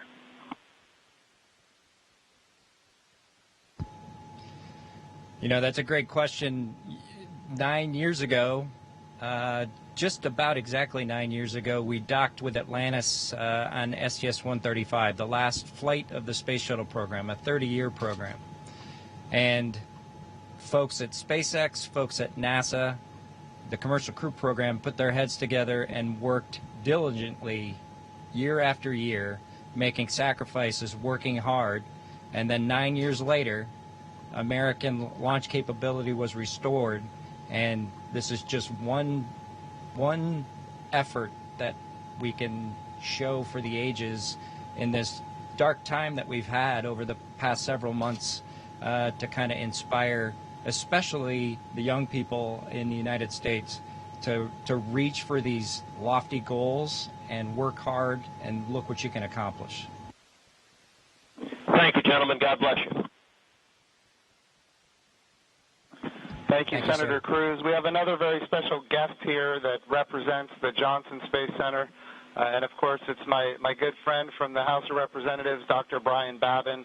And I want to be clear, he also was a big part of the NASA Transition Authorization Act, which gave us the continuity of purpose to make this happen today. So, gentlemen, here is Dr. Brian Babin from the state of Texas.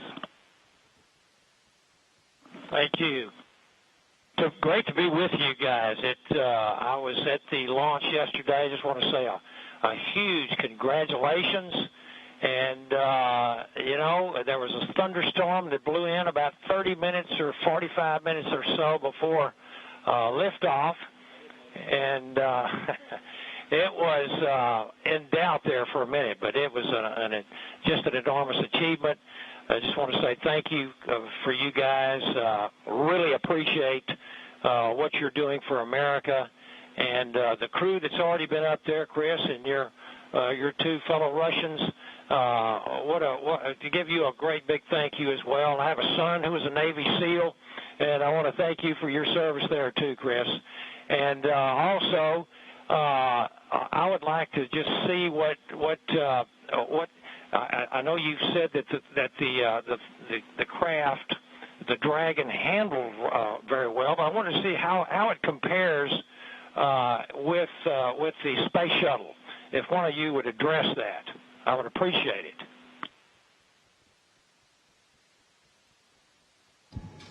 Well, thank you, sir. It certainly has been a long endeavor for us and our namesake spacecraft. We're proud to have her on board the International Space Station after all that the teams around the country and across America have done to get us here today. As far as a comparison with the space shuttle, both Doug and I took a few minutes while we were accomplishing the approach and docking to, in our spare time, talk a little bit about it.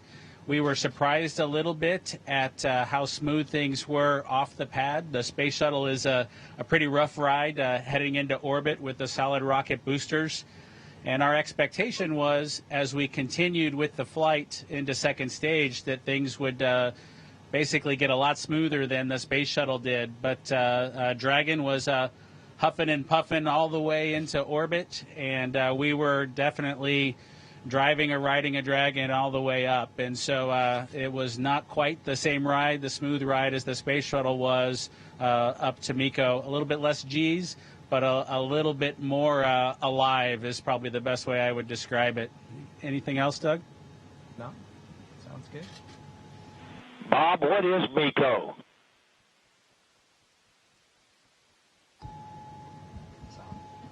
Sorry, I have to apologize for actually using the term MECO.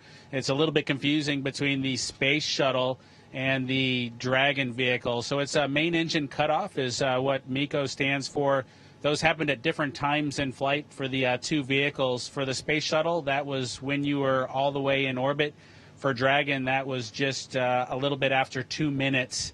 And then we had the single engine cutoff for second stage when we achieved orbit. So that time under the single engine under Dragon with one engine was more of an experience than the shuttle was for that 6.5 minutes or so that we were under that second stage motor.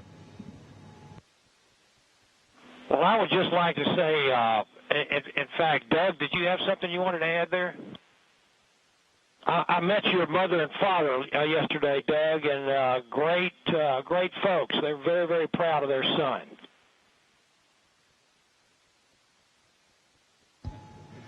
Yeah, that's pretty cool. Hopefully they enjoyed the launch. I know for parents, it can probably be pretty nerve-wracking for them to experience a launch. This was their third, so I'm glad everything went okay, and hopefully it was a good show. We haven't obviously heard or seen any video yet, but we're looking forward to seeing the launch replayed sometime. I can assure you that it was a great show. It was one of the treats of my lifetime, I would have to say, and many other folks that were sitting there looking all across the country and even the world. And I can tell you, as Senator Cruz said, we've gone through some really, really rough times over the last few days, and to have that successful launch, the public-private partnership between NASA and SpaceX, and you guys being so well-trained and having it go off without a hitch was a tremendous blessing for our country. And I can't tell you how many emails and communications I've gotten from people that who were so disturbed by what's been going on, transpiring around the country, to have the great news and the wonderful liftoff and everything going without a hitch. So I just want to say God bless both of you. Thank you so very much. Bless the rest of you folks up there as well. We thank our Russian partners. And Thank you, Chris. Y'all are all in our prayers, and we're looking forward to seeing you successfully complete your mission and back on safely on Earth. God bless.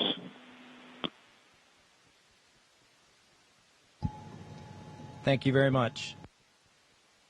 Yeah, and just so you guys are aware, the show was in fact spectacular. The ratings on NASA TV beat everyone else. Not just some of them, it beat all of them, and that includes, yeah, just so everybody is aware, the whole world saw this. It trended #1 on Twitter. It was the #1 thing talked about on social media in general. This was an amazing moment, and it represents a transition in how we do space flight from the United States of America. NASA is not going to purchase, own, and operate rockets and capsules the way we used to. We're going to partner with commercial industry for access to low Earth orbit, and those partnerships are going to enable our providers to get customers that are not NASA and drive down our costs, and we're going to have numerous providers that are competing on cost and innovation and safety, and we're going to have more access to low Earth orbit than ever before. And this business model, now that it's been proven on commercial resupply of the International Space Station, now commercial crew to the International Space Station, this model is going to apply, and I know Senator Cruz has this near and dear to him, when we go to the moon. And, of course, when we go to the moon, it's going to be done because of the great people here at the Johnson Space Center and so many other centers across the United States of America. But when we go to the moon, we're going to land on the surface of the moon with commercial landers. And, of course, we're very proud of the Commercial Lunar Payload Services Program being managed right here out of the Johnson Space Center as well, so that we can take small payloads to the surface of the moon. And all of this is leading up to an amazing day where we have humans living and working for long periods of time on the surface of the moon, but doing it with a purpose, and that purpose, of course, is to go to Mars. Humanity is going to explore more and be able to go further than ever before because of the public-private partnerships. We all know that if the government is creating the demand and the government is creating the supply, we will always be limited. But when we have partners that are interested in exploring commercially and doing the things that are necessary, to get capital investment, then we're all going to end up better. So I want to just say the whole world saw this. This is a new era in human space flight, and we are so grateful for the service of not just our 2 astronauts that embarked on this mission, but the 100,000-plus people that participate in it, in this mission, everything from the suppliers to the main contractors, to the NASA team, the SpaceX team. What an amazing day for our country and, in fact, for the world. I'm going to turn it over for a second to my deputy, Jim Morehard, who's been a great deputy at NASA.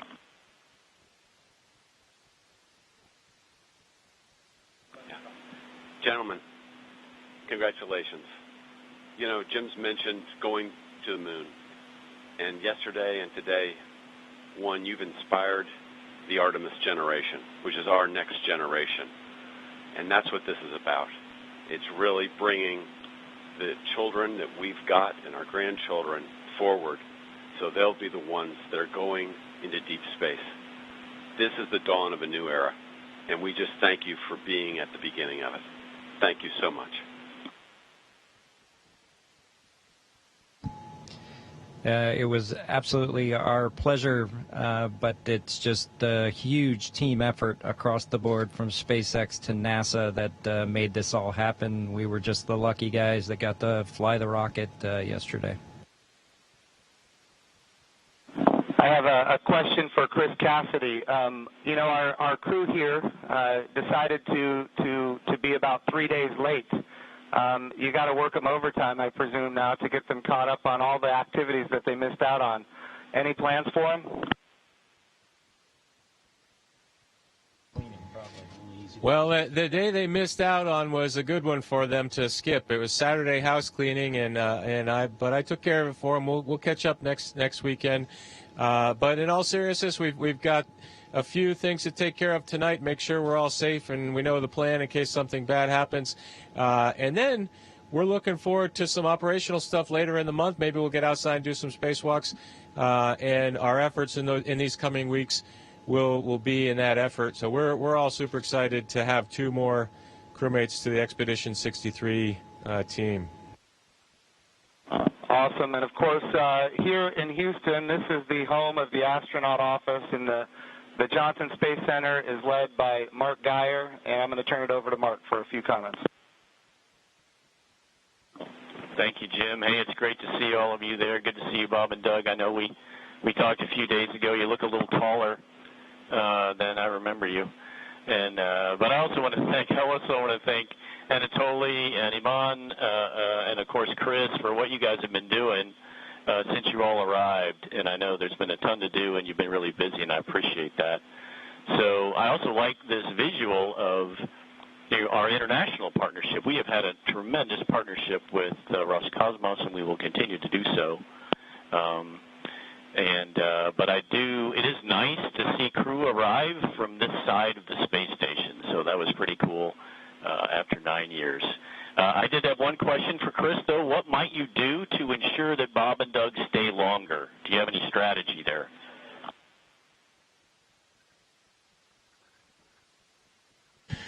Well, we'll slow down the rate of which I'm eating food, and maybe we can stretch out our consumables a little bit. But that's a great question. We'll have to come up with some conniving scheme here in the next few days.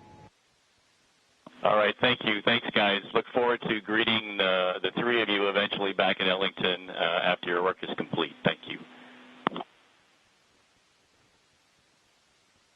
And, of course, Mark Geyer has an amazing deputy, Vanessa Weiss, if you'd like to come and say a few words.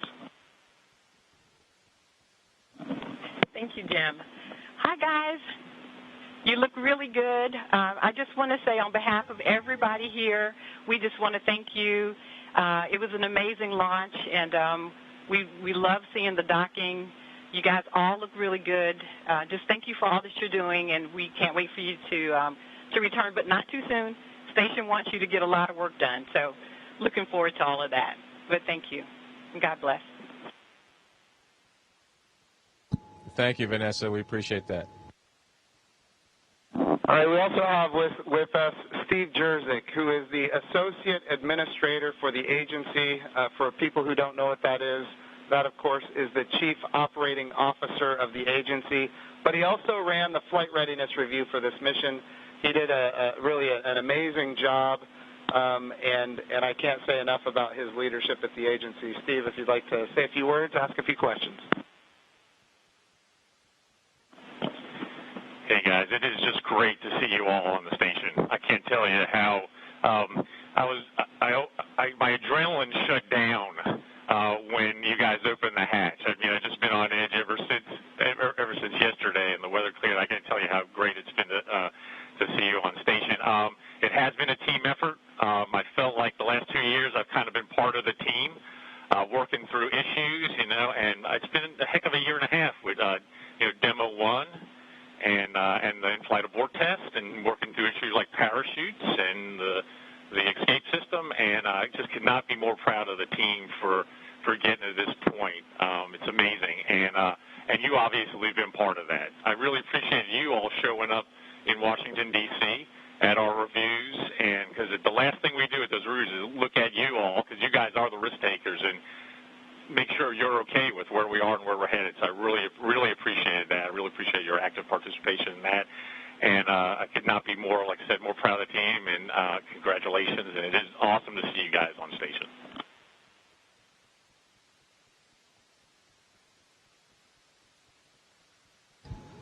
Well, thank you, sir. We're just proud to be a part of the team that got to bring spaceflight back to the Florida coast. I appreciated the comment earlier that it was nice to see a vehicle come to the forward portion of the space station, but I'll tell you what, that's the only way Doug and I know how to do it. So thanks to the team for providing it to happen our way. We appreciate that. Well, Bob and Doug, just so you're aware, I'm being given the wrap signal. Doug, did you have something to say before we wrap it up here? Oh, no, sir. We're just happy to be here, and Chris is going to put us to work, and hopefully we will fit in and not mess too many things up. I have no doubt that you guys are going to do amazing work. I just want you to know the president came to the launch and the vice president came to the launch. About half the cabinet was at the launch. We had members of Congress and members of the Senate from both sides of the aisle, and this was an amazing moment of unity for the nation. It was an amazing moment for the whole world to look up. In the midst of the coronavirus pandemic and some other challenges, we were able to have this very, very special moment where we could all look at the future and say that things are going to be brighter tomorrow than they are today. And you and the NASA team and the SpaceX team gave us that opportunity, and for that we are so, so grateful. I would also be remiss as the NASA administrator if I didn't promote what comes next. And, of course, this is the beginning. We are now launching to low Earth orbit again, but we will soon be going to the moon. We will be going to the moon sustainably with commercial partners and international partners. We're going to use the resources of the moon to learn how to live and work for long periods of time. Ultimately, we're going to take all of that knowledge and we're going to go to Mars. And, of course, this time when we go to the moon, we go with a very diverse, highly qualified astronaut corps that includes women, which is why we call the program Artemis, named after the twin sister of Apollo, and she, in Greek mythology, was the goddess of the moon. This is the beginning. There is so much more to come, and I'm glad that our representatives of the Johnson Space Center are here because we're going to be asking them to fund this project. And what an amazing day that you guys have given us. So thank you from not just me and the people here, but from the United States of America and people all around the world. I'm more popular on Twitter than I've ever been, and it's because of you guys. Thank you.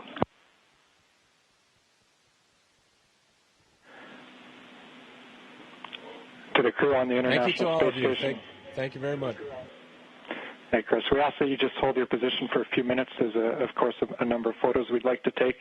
And then a quick note for those down here in the room. To Senator Cruz, Congressman Bobbin, Administrator Bridenstine, Director Geyer, and all of our distinguished visitors, thank you for your participation in today's historic event, and thank you for the leadership that has enabled it.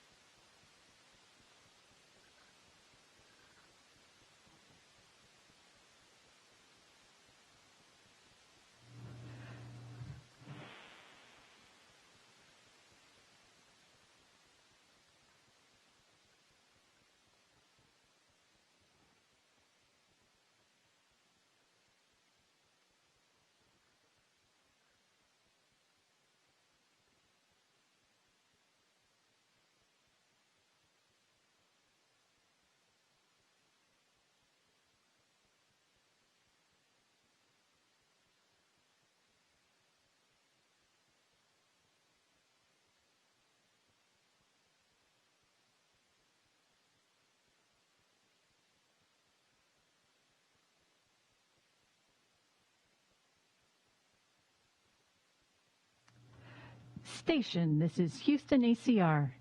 Thank you. That concludes our event as we count down to 20 continuous years of humans living and working on the International Space Station.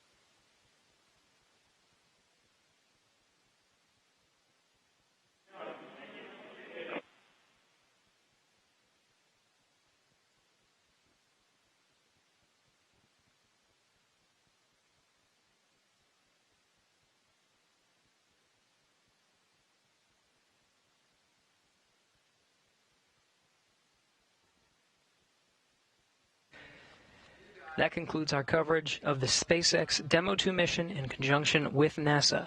On behalf of all the teams that participated in this mission, from Hawthorne to Houston to Mission Control to the Kennedy Space Center, this is Mission Control Houston.